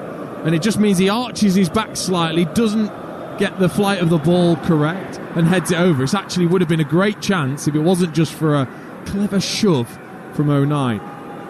Nobody's got more playoff experience on this field than Luke O'Nien. I mentioned earlier it's his 11th playoff tie for Sunderland, and he's won as many as he hasn't. 5 wins, a couple of draws and 3 defeats. More work for him to do in a moment, potentially, although Sakamoto has lost possession. Then he's won it back again and just stuck the brakes on really cleverly in front of Enzo Lafay. So contact was inevitable. And Sakamoto goes flying. Free kick which will be taken by Coventry on halfway, and Matt Grimes has already taken it. He's rolled it to his left-hand side for Ben Sheaf. The only thing I would say about the way Coventry have set up, obviously with that extra player in midfield, but you've got Grimes and Sheaf both playing really deep. One sitting back in to make a back three in possession, the other one really deep in midfield. So you are effectively not making use of that extra player because you're dropping him into the defensive line. I think you need to get both of them a little bit higher up against Neil and Bellingham, and then you get Rodoni the freedom that he'll need. There's just been no space for Jack Rodoni at all to be able to pull any strings around the edge of the penalty area, where Sunderland have been happy to keep everything tight and congested. Here's Lafay with a header out to the right-hand side for Roberts. He gets it back from Isidore. But they couldn't get Maenda in. Now Coventry will be able to clear towards halfway. Thomas Asante chasing after that. The dark-haired, thick-set 09's there to knock it away. Not the tallest centre-half by any stretch of the imagination, the former Wycombe Wanderer. But he did really well again. High ball launched into Coventry territory. Won by the Sky Blues. They've got the seconds as well with Sheaf. Now Grimes. Grimes just working it forward intelligently to his left-hand side for Rodoni. He can play a similar pass out to Hadji Wright. He'll take on Trey Hume, but he can't find a way past him. Roberts doubling up. He's been able to help Hume, and between them they can get it away, although Rodoni's making life difficult now. And Coventry have got it back. Grimes first to pick up the loose ball. Low ball in, takes a deflection. The referee's actually in a much better place than me, giving a goal kick rather than a corner. There was a half angry reaction from some of the Coventry fans. Some thought it was, some thought it wasn't, but a goal kick is the decision. Yeah, he's had a quiet 50 minutes, Hadji Wright. I mean, it was good defending from Trey Hume just to poke the ball away from him, but he's not got into the game. He's not been a threat at all. He needs to do a bit more for me on that left-hand side. Ellis Sims waiting in the wings. Now they got Mason Clark as well that could come on. Ephraim Mason Clark, the attacking midfielder who has been struggling with a foot injury recently. Here is Wright. This time he has won a corner, no doubt about that. Really good challenge from Hume, barrelling into Hadji Wright. Played the ball cleanly. And it's gone out of play for the first corner of the second half. Coventry will take it on their left flanks. They're 6th of the game. Sunderland have only won 1. Good ovation for Grimes as he goes across to take it. So Coventry setting up all of these set pieces, keeping a man on the edge of the penalty area that Sunderland never bother picking up because they're defending zonally much deeper than that. So on this occasion it's Sakamoto. If they can play a ball out towards the edge of the D, in comes the corner, but just before it was kicked, the referee spotted a push on Thomas. Gets back to his feet. And the referee just tells, I think it was 09 who's watching him, to calm things down. And they'll do it all again. Grimes raises the right arm above his head. It's a left-footed away swing, and more curl on that one. Cleared out towards the edge of the area. Sakamoto hits it, and it's stayed hit. It's gone high and higher, and sails halfway back the stand.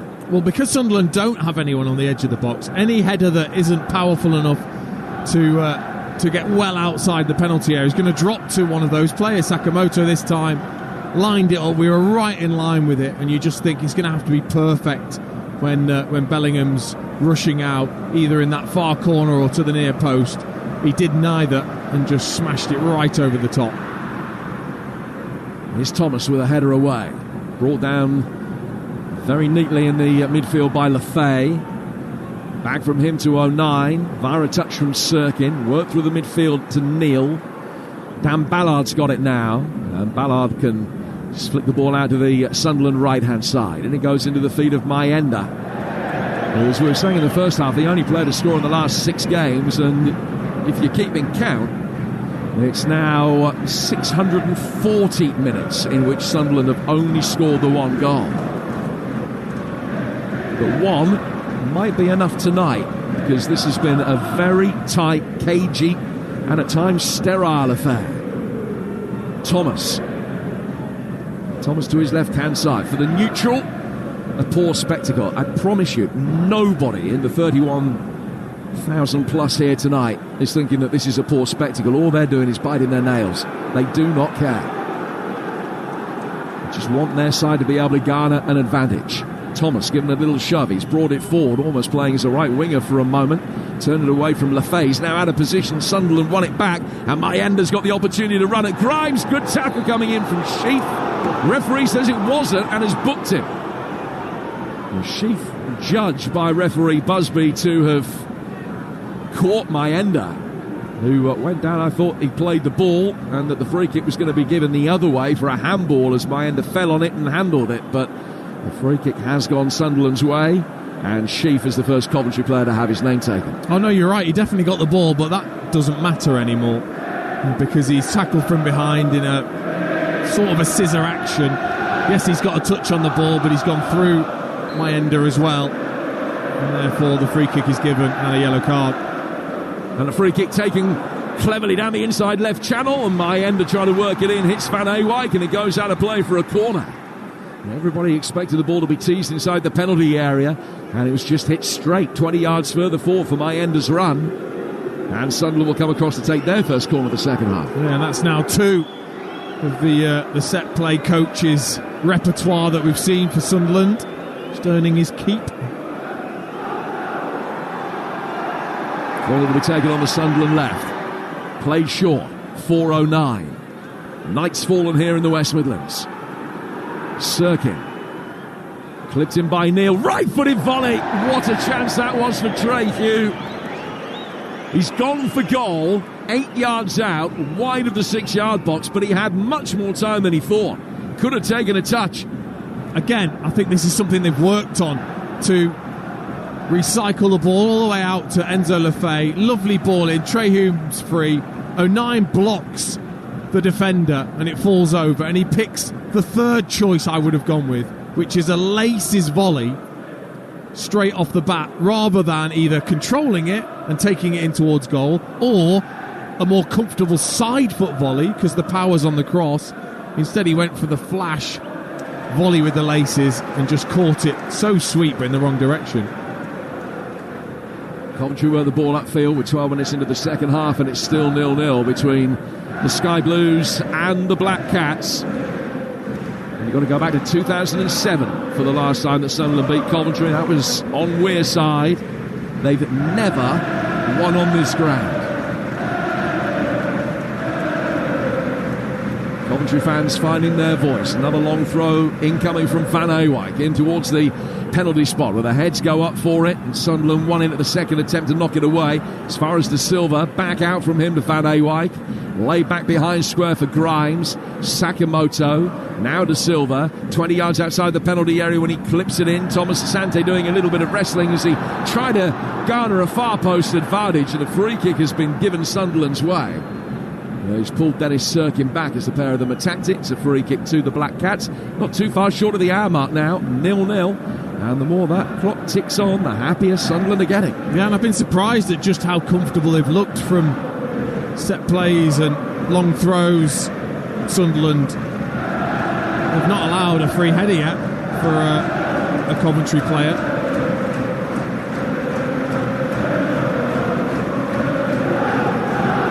Patterson to take this free kick from inside his own penalty area with Talksport at 0-0. Bobby Thomas with a commanding header away. Lefay caught late by Van Ewijk, and that may well be a yellow card as well. It is. Dutchman in the book, and a third yellow of his season. Player with a decent disciplinary record for a defender. That was a really strong challenge there by Van Ewijk on Lefay, who just popped the ball off and got clattered with a capital C. Yeah, again, it was one that he saw all the way and doesn't need to make it. You know, Lefay's just flicking it around the corner. There's plenty of defenders back. It's just sometimes they just feel like they've got to win it in an area that they don't need to. In comes this free kick from Pat Roberts towards the edge of the box. Headed then inside the penalty area on the right-hand side by Bellingham. Straight through for Wilson. Long, quick clearance from him. Thomas Asante herring after it, but it was very well covered at the back. And Sunderland get it clear and put it out of play for a throw. Very good defending by Luke O'Neill. Or was it Neil? It was Neil, I beg your pardon. He came across and got that one away. Grimes with a long diagonal out towards the Coventry left. Good control by De Silva, who's then just lost his balance and stumbled over down by the corner flag. Sunderland working it forward again. Game beginning to get a little bit more stretch now as Mayenda chases after that. But Grimes elegantly turns away, pirouetting past his man and getting Coventry on the front foot again with De Silva. Rodoni making a run ahead of him, almost broke Thomas Asante's way. There was a big appeal that you heard for a handball in there. No penalty, it's going to be a Coventry throw instead. Yeah, I just thought that it hit Ballard's back rather than his arm as that ball was flicked around the corner from right. Again though, yeah, the long throw's been just taking so long to set it up. And it is a potential problem because Coventry need as much playing time as possible in this first leg here and not helping themselves in that regard. High long throw inside the penalty area. Thomas attacking it. It's cleared. A play back by Sheaf. Back to him from De Silva. Sheaf wriggling his way towards the edge of the penalty area. Rodoni! And it's deflected wide now to play for a corner. And I think in those moments, again, the space is outside the penalty area because Sunderland are so deep. So when the ball does run loose, as it did there for Rodoni, the strike is on. And that deflection just took it wide of Patterson's goal. 0-0 in the playoff semi-final first leg. Here at the CBS between Coventry and Sunderland. City having their 7th corner of the night. And it's the familiar setup of a very congested, centrally packed 6-yard box. In fact, apart from Mayenda, there are 10 Sunderland players in there and 6 Coventry. So 16 within 6 yards of the goal. In comes that corner in towards the near post. Didn't get anything like the height that was needed and is easily cleared. Sakamoto. Van Ewijk, that's a poor pass. Now the counter-attack could be on. Sunderland race clear from the edge of their own penalty area. And then Sakamoto picks up possession, but only after a strong challenge comes in inside the centre circle. I thought that referee Busby was going to let that go. I think he thought he was going to let it go as well. But maybe on the instruction of the 4th official or the assistant referee, free kick has been given and Kitching's been booked. Yeah, well, it was Dan Ballard that made the counter-attacking run to start with. And you're right, I think he definitely got some help from an assistant there, John Busby, to then just check that there wasn't an advantage and then brought it back for the foul. Third Coventry player to be booked in this second half. The free kick is on halfway. And the Sunderland players just wasting a little bit of time because Lefay and Sirkin just found themselves involved in a little bit of dialogue rather than taking the free kick. It's now worked back to Bellingham, right-footed effort. Wanted that hit. Might have another opportunity. Sirkin on the turn. It's deflected and blocked and goes behind for a corner. No, it's a big chance for Bellingham. He just got fed into him. 14, 15 yards out central of the goal, and he looks to side foot it into the corner, and he just hits it straight at Ballard. It's not that he can't see him, size of him. He just needs to pick a spot better there, Bellingham. Another Sunderland corner, worked short, right-footed away swinger comes in. Coventry queuing up to head it away.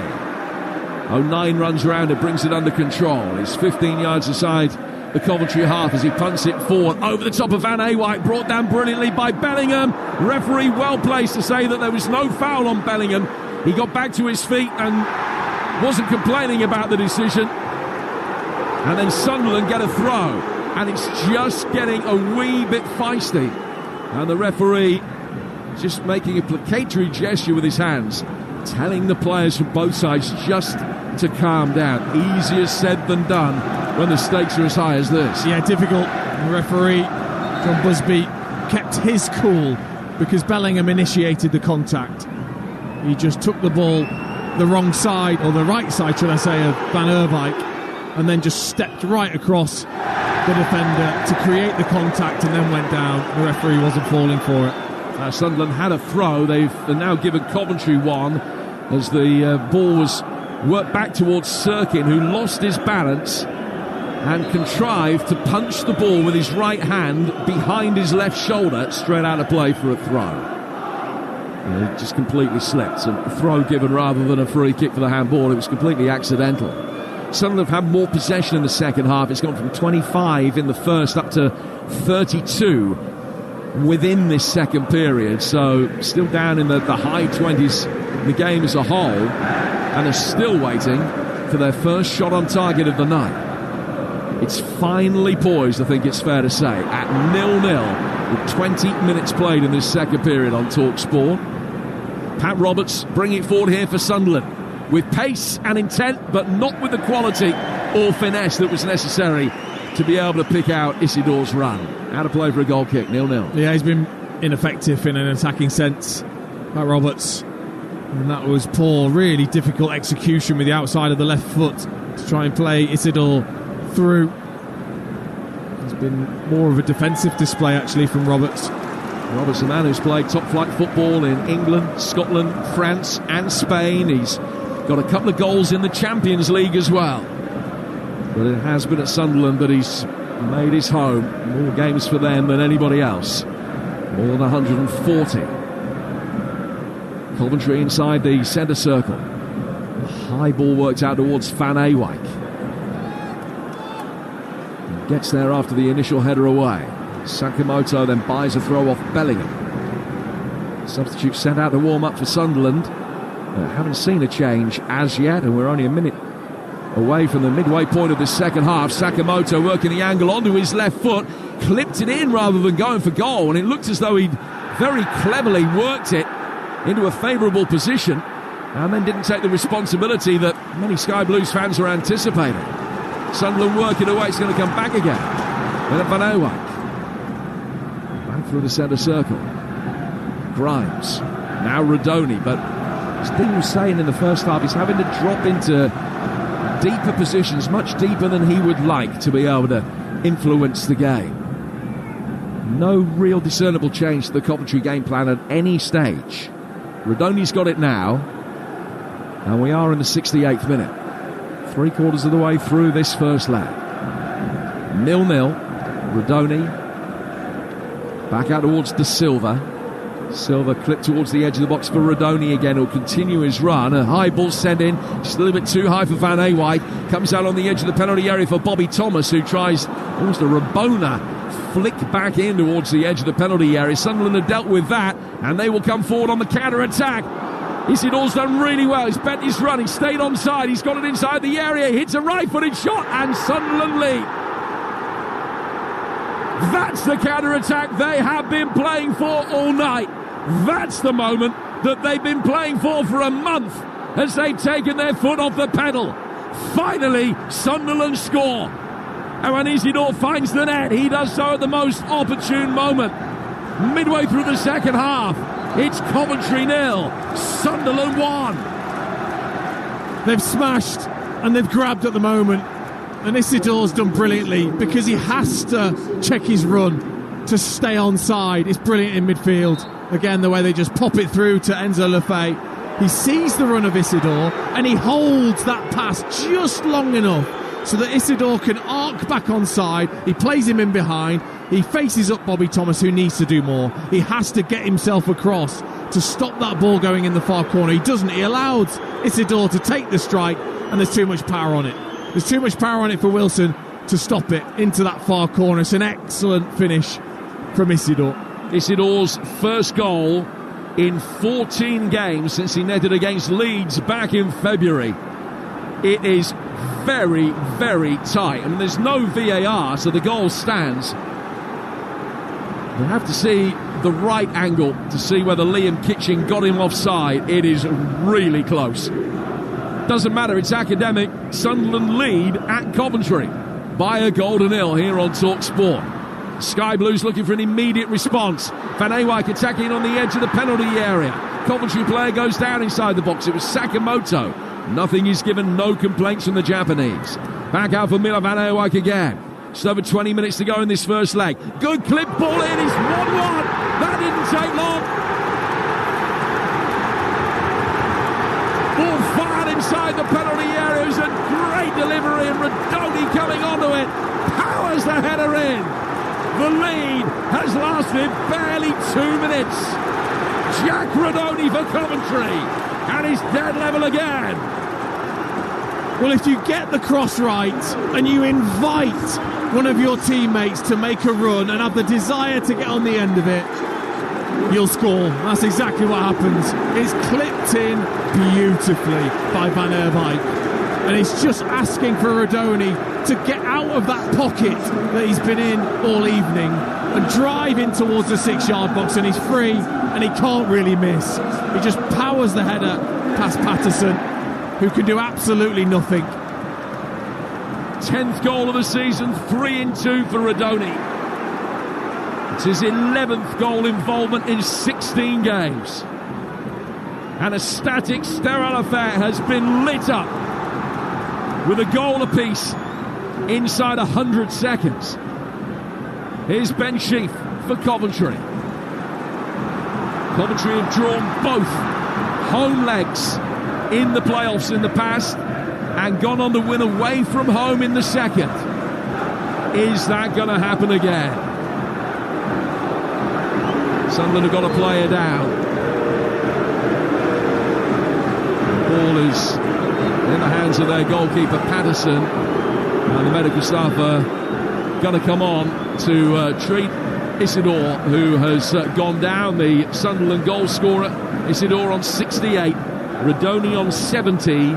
It's 1-1. A minute and 51 seconds officially between the two goals here on Talksport, and the game has lit up. And they just didn't get set, did they? They weren't reset, Sunderland, after that goal. You know, the euphoria that you feel, all the players rushing up the other end to celebrate with Isidore. But then once they got back, and a good response from Coventry, they weren't quite set. They hadn't got back into that 4-4-2 formation, and just for a second there was some space that was found with the cross from Van Ewijk, and Rodoni took full advantage with the powerful header. Coventry have made a change, and Thomas Asante has come off. Ephraim Mason-Clark has come on. 3 previous playoff campaigns for Mason-Clark. including each of the last 2 years. He was in that Peterborough side that blew a 4-0 first leg lead against Sheffield Wednesday in 2023. He's not played for a month because of a foot problem. I made a mind as a Sky Blues fan telling me before the game was absolutely crucial, but they've got him back for some involvement tonight and hopefully a little bit more involvement from a Coventry perspective on Tuesday for the second leg. You're listening to Coventry against Sunderland on kickoff, EFL Live. And our coverage on Talksport is brought to you with McDonald's. Order McDelivery on the app and get rewards points. 18 plus. Participating restaurants, delivery fees and terms apply. See mcdonalds.com.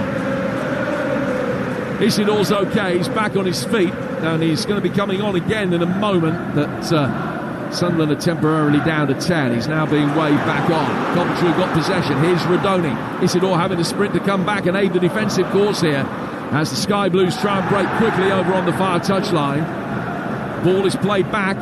Grimes hooked it in. Coming to attack it was Mason Clark. And he wasn't too far away. Hadji right in there as well. And Coventry trying to turn the screw.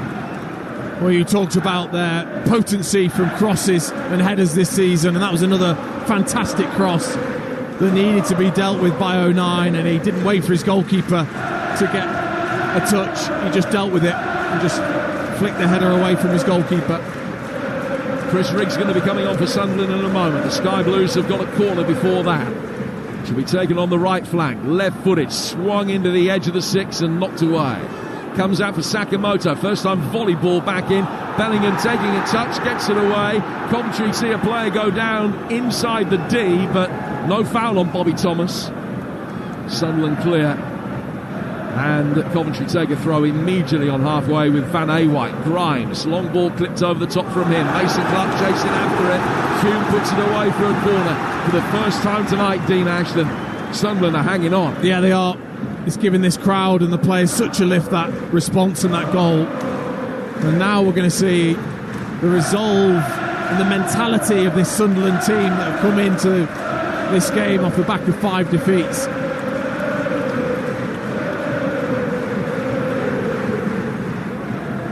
Coventry fans who found their voice, something to really actively encourage them.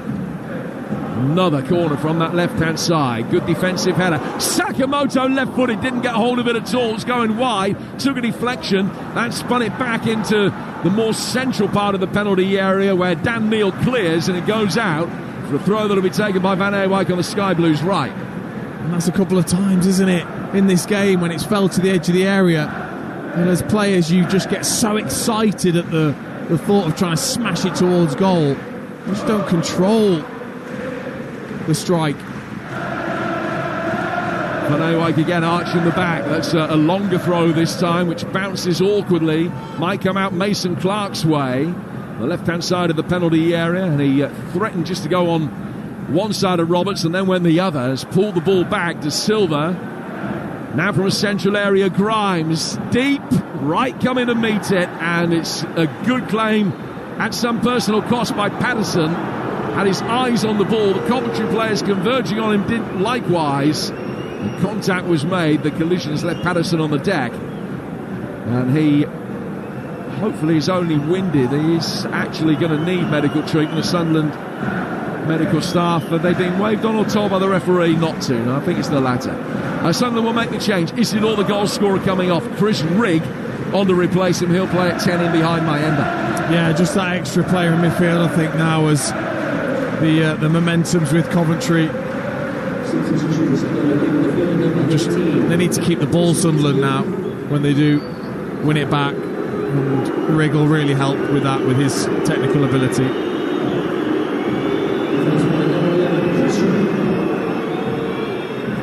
So Isidore in no hurry to leave the field. He gets a big ovation from the Sunderland supporters away to our right-hand side. Some more playoff action for you tomorrow. The attention turns to League One. It's a mouth-watering encounter at Brisbane Road. Leyton Orient against Stockport. It's a 12:30 kickoff over on Talksport 2. And then the League 2 playoff semi-final first leg between Notts County and Wimbledon kicks off at 8. That's also on Talksport 2.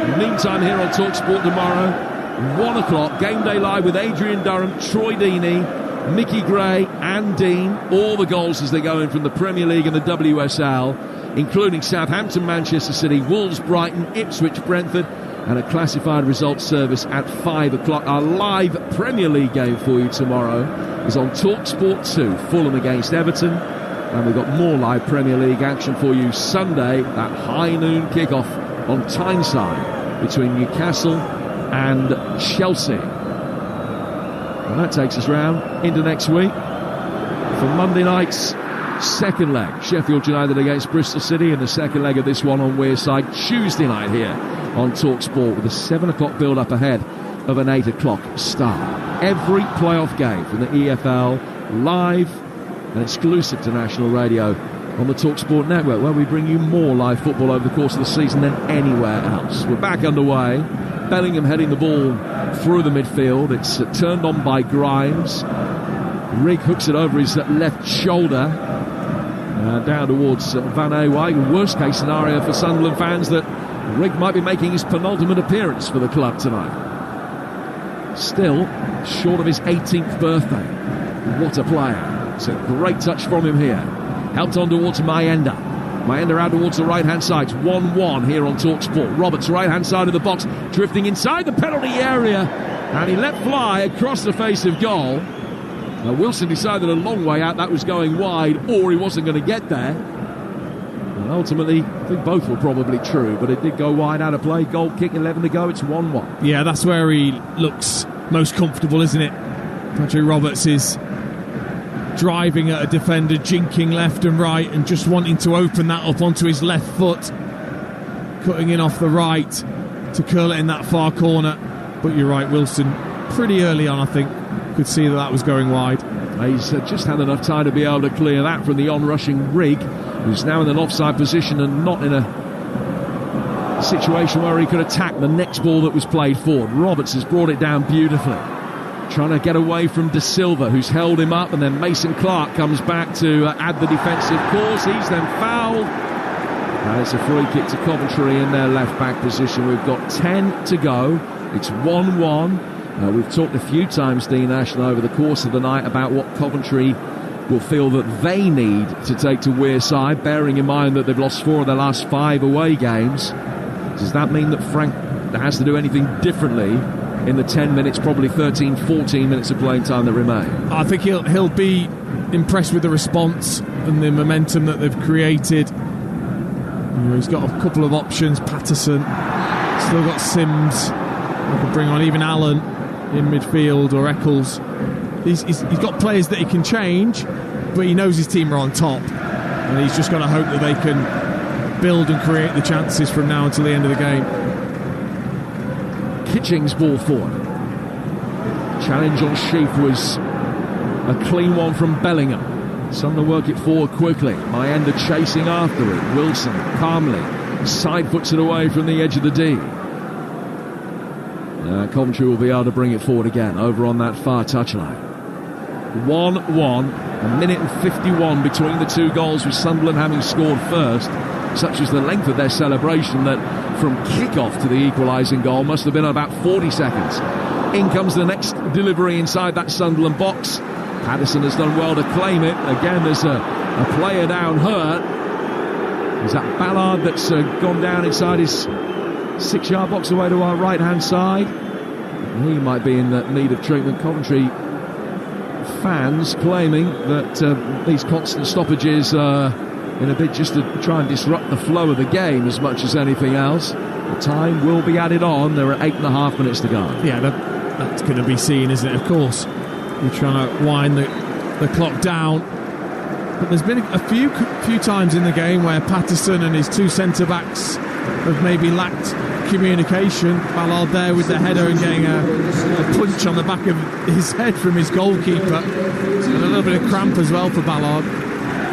Coventry will use this opportunity and break in play to make a change. And Captain Ben Sheaf's going to be replaced by Jamie Allen, who was part of the side that lost the playoff final to Luton on penalties a couple of years ago. So blonde-haired number 8 on for Coventry for the last 8 minutes of normal time. And there will be as I alluded to, quite a few minutes to be added on because of stoppages in this second half. So maybe 13 minutes of playing time still left to play. Adji Wright's playing through the middle up top now for Coventry, and he's tried to make life difficult for Patterson, who can clear. Goes out of play via a couple of touches in the midfield for a Coventry throw. De Silva takes that. Back from Kitching to Wilson. Driven inside the centre circle. It bounces on the edge of the centre circle. It's returned by 09. More height than distance. And his header, as it comes back to him, was better than his initial clearance. Sirkin goes up with Sakamoto. Sakamoto brings it forward again. Just given a little push to the ground by Lefay. And a free kick that Allen will look to try and take quickly for Coventry.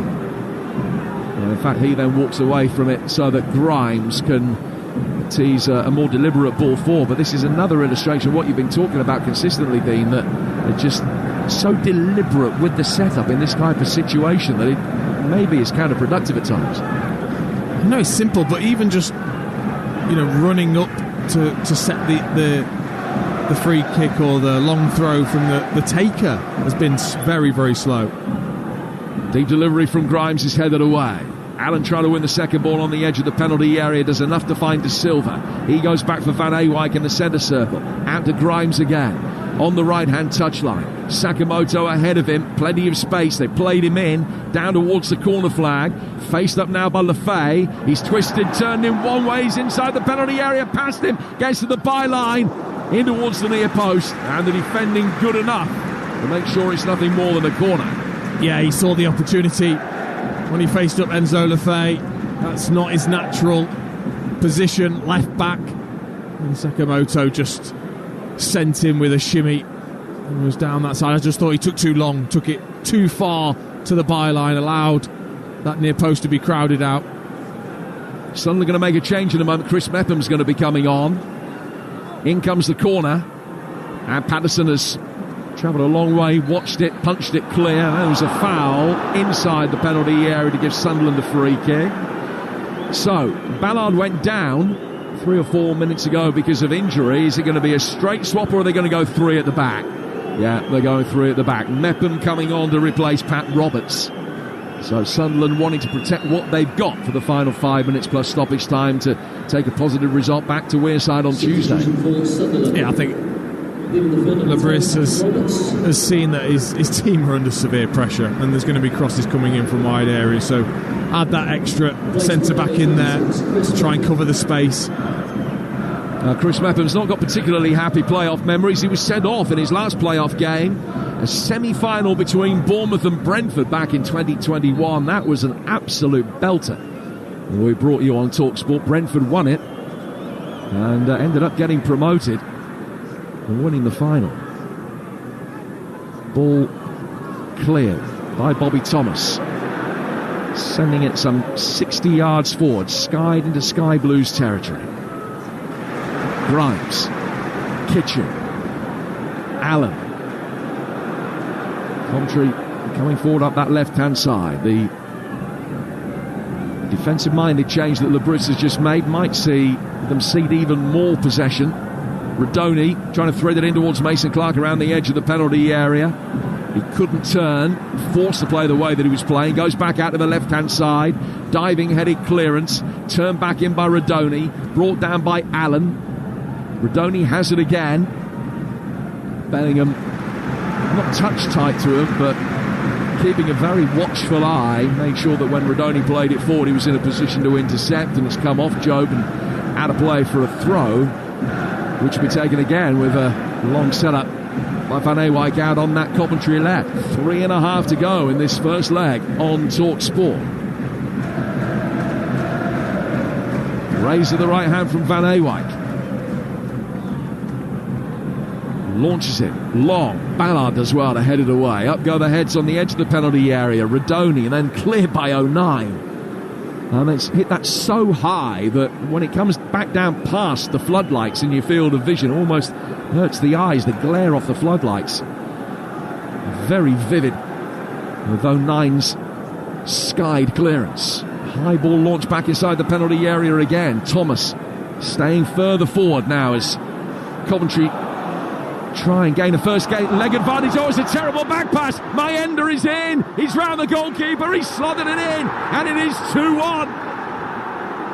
And if the first goal was smash and grab, that is floodlight robbery. Van Ewijk with a terrible error. Sold his goalkeeper short by miles. And all Wilson could do was come out towards the edge of the penalty area, make life difficult for Mayenda. He didn't make life difficult enough at all. Mayenda dropped his shoulder round the goalkeeper, side-footed it into the empty net. Coventry asking all the questions, Sunderland answering most of them, and then coming up with something via a gift at the other end. 2-1 to the Black Cats with 2 to go. The pressure of the playoffs strikes again. It's just such a poor mistake. It just needs pure concentration from Van Ewijk to make sure he plays this back to his goalkeeper, who's then committed. Wilson, he's come right out of his goal, which makes it so easy for Mayenda. He's got the pace, he just needs to poke it past the goalkeeper Wilson, and he's just going to roll it into the back of the net, which is exactly what he does. They've not quite deserved it, but what a gift for Sunderland. Jack Rodoni straight over to Milan Van Ewijk, who was down on his haunches. Couldn't believe the magnitude of the error. It was always likely to be punished. And Coventry, who found one near immediate equaliser tonight already, now don't have too much time as they look for another. We're in the 90th minute. Mason Clark back out of the Coventry left-hand side again for De Silva. Coming onto it is Bobby Thomas. Side for the down towards Sakamoto. Sakamoto clipping it in deep right, trying to attack it. It's headed away.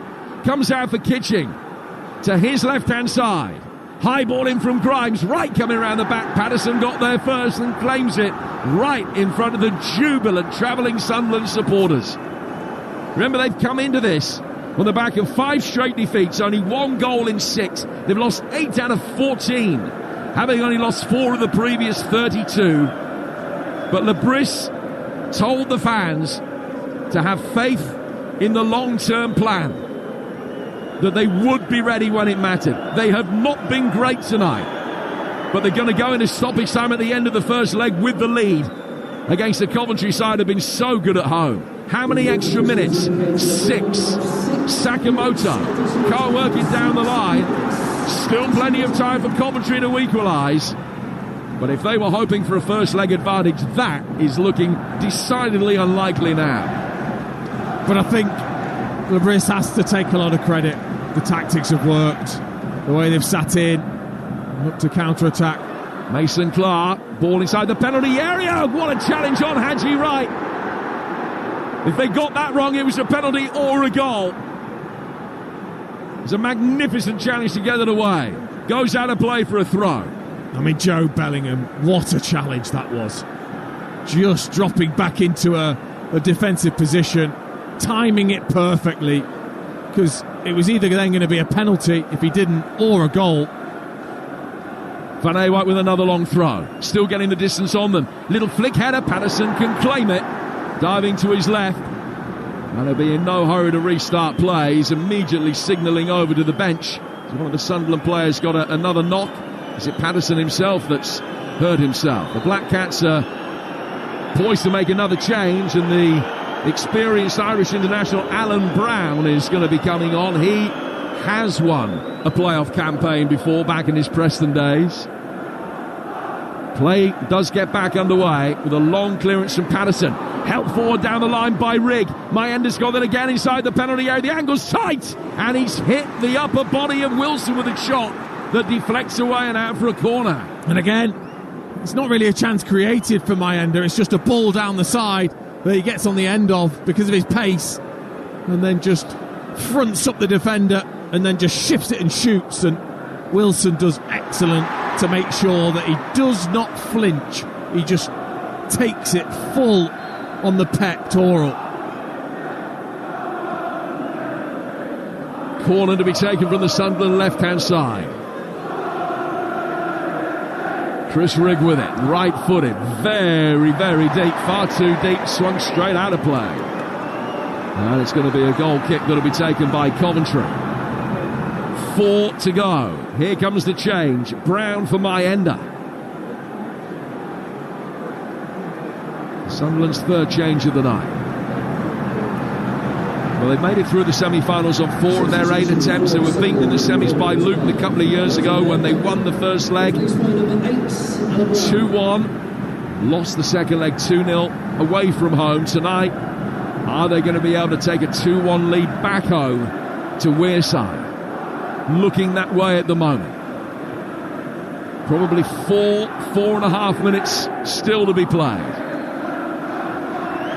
Alan Brown on. A little bit more experience. And he's playing as the falsest of false nines, the most advanced of Sunderland's defensive midfielders who are on, just trying to contain Coventry's threat in the time that remains. 2-1 to Sunderland, courtesy of a Van Ewijk gift, which Mayenda was very grateful to receive. Bobby Thomas for the Sky Blues. Down for Van Ewijk. Right-footed ball inside the penalty area. Good sliding challenge from Ballard, got it away. Allen is quickly on the scene. Sakamoto's got it back. Urged to shoot, he goes back instead. Now brought forward. Grimes to Thomas. Van Ewijk clipping it in on the edge of the 6-yard box. Met the half volley. Sakamoto. Thomas then with an effort. Overhead kick. Oh, close, but over.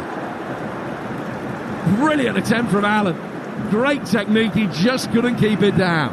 Oh, what a shame, because the technique was beautiful. Left arm up, left leg followed the right, firing through then, connecting really well with it. Just a couple of feet over the top of the crossbar.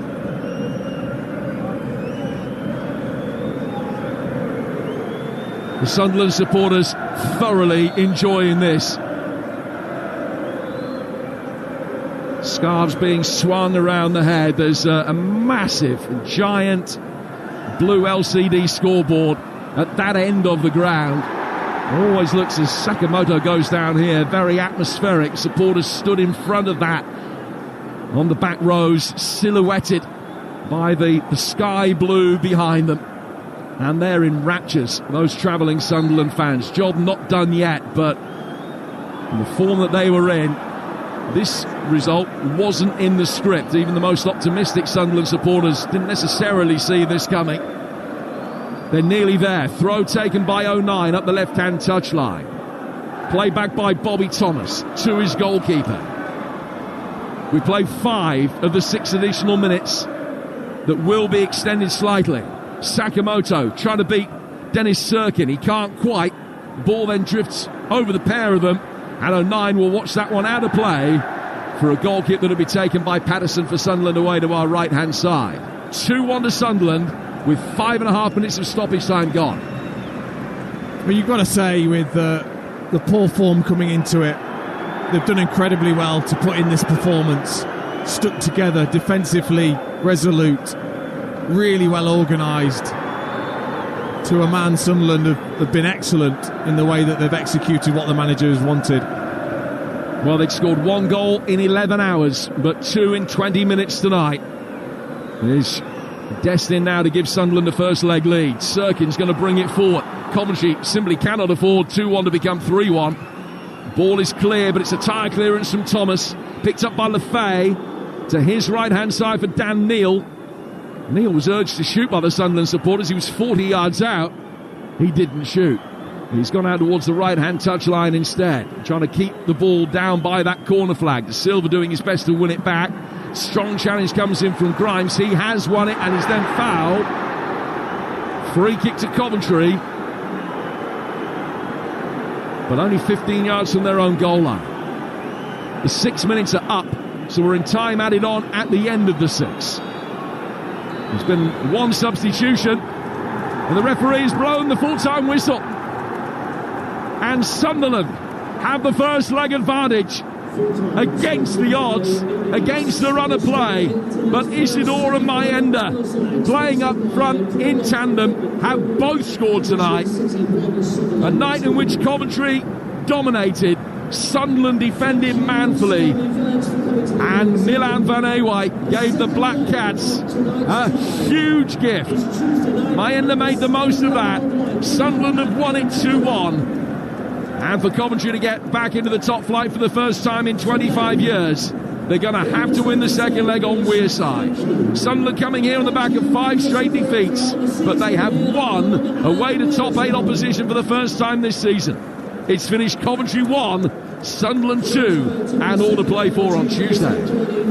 Well, would you believe it? Sunderland's atrocious form coming into this didn't make a difference. The playoffs provide a fresh start. It has breathed new life into the Black Cats. The perfect tactical away performance, 2 goals against the run of play, mean a first win in 7 games, a first away win at Coventry in 40 years, and it's come just at the right time. 03717 223344. A Sunderland on their way to Wembley. Can Coventry upset the odds now at the Stadium of Light on Tuesday night? You can have your say on it. 03717 223344. The Sports Bar coming up very shortly indeed. Dean Ashton. Wow, so different to the first half. The game really came to life, and we still didn't think Sunderland would be leaving here with a victory. Unbelievable. Yeah, I mean, look, it's what pressure does, and I thought Coventry were excellent in their response to the goal from Sunderland, and you thought at this point it would be them that would go on and get the winning goal in the game because of the momentum that they built. The crowd was behind them, and then that mistake, Van Ewijk, just consoled by his teammates, by staff, much loved in a Coventry shirt. You know, usually the player that when they win goes round and pumps up the crowd, and they love him for it. It's horrible. It's horrible to see because, he's not meant it, but it's such a costly mistake. It's a huge mistake. It's a huge mistake. It's a no-look back pass to the goalkeeper. Exactly. You can't do that. No, you can't. Mayenda was sharp. He was alert. He was waiting for it. But because of the back pass as well, Wilson was out of position. Mayenda just waltzed round him and tapped it in. But I've got to say the tactics from Lebris were excellent and executed brilliantly by Sunderland. They need a lot of credit for that. Huge night to come at the Stadium of Light now. Coventry missing a big opportunity, not winning here tonight. We said before the game it was must win for them. Can they do it though? Because on the balance of play, they had the majority of this game. Can they take some confidence from tonight away from home? I think so. I think they are the better team at the moment, and they're in better form. It's just, it felt like they wasted that first half. It felt like a first half that was completely wasted here at home, and now they've made it really difficult for themselves. But the pressure will be on Sunderland. They're at home in front of their home fans, and Coventry can go there. And they can be the team maybe that sits slightly deeper away from home. We shall see the second leg at live and exclusive Tuesday night on Talksport. Everything still to play for, but this could be a damaging defeat for Frank Lampard's Coventry. As I say, we'll have that second leg live and exclusive on Tuesday night. Monday night, the second leg between Sheffield United and Bristol City, exclusively live on Talksport. This weekend, 4 playoff games to bring you from League 1 and League 2. Tomorrow on Talksport 2, Leyton Orient against Stockport at 12:30. 8 o'clock is Notts County versus Wimbledon. On Sunday, 3:30, Chesterfield against Walsall. And 6:30 on Sunday, Wickham hosts Charlton. All of those games live and exclusive to national radio on Talksport 2. Dean Ashton, Jim Proudfoot, thank you very much indeed. The Sunderland fans are singing. They're absolutely jubilant. It's going to be a great journey back up to the northeast for them. All roads lead to the Stadium of Light with everything still to play for. Frank Lampard's side have to go away from home and win in the second leg. Mayenda's the hero, Van Ewik's the villain. It's finished live and exclusive on Talksport. Coventry City 1, Sunderland 2.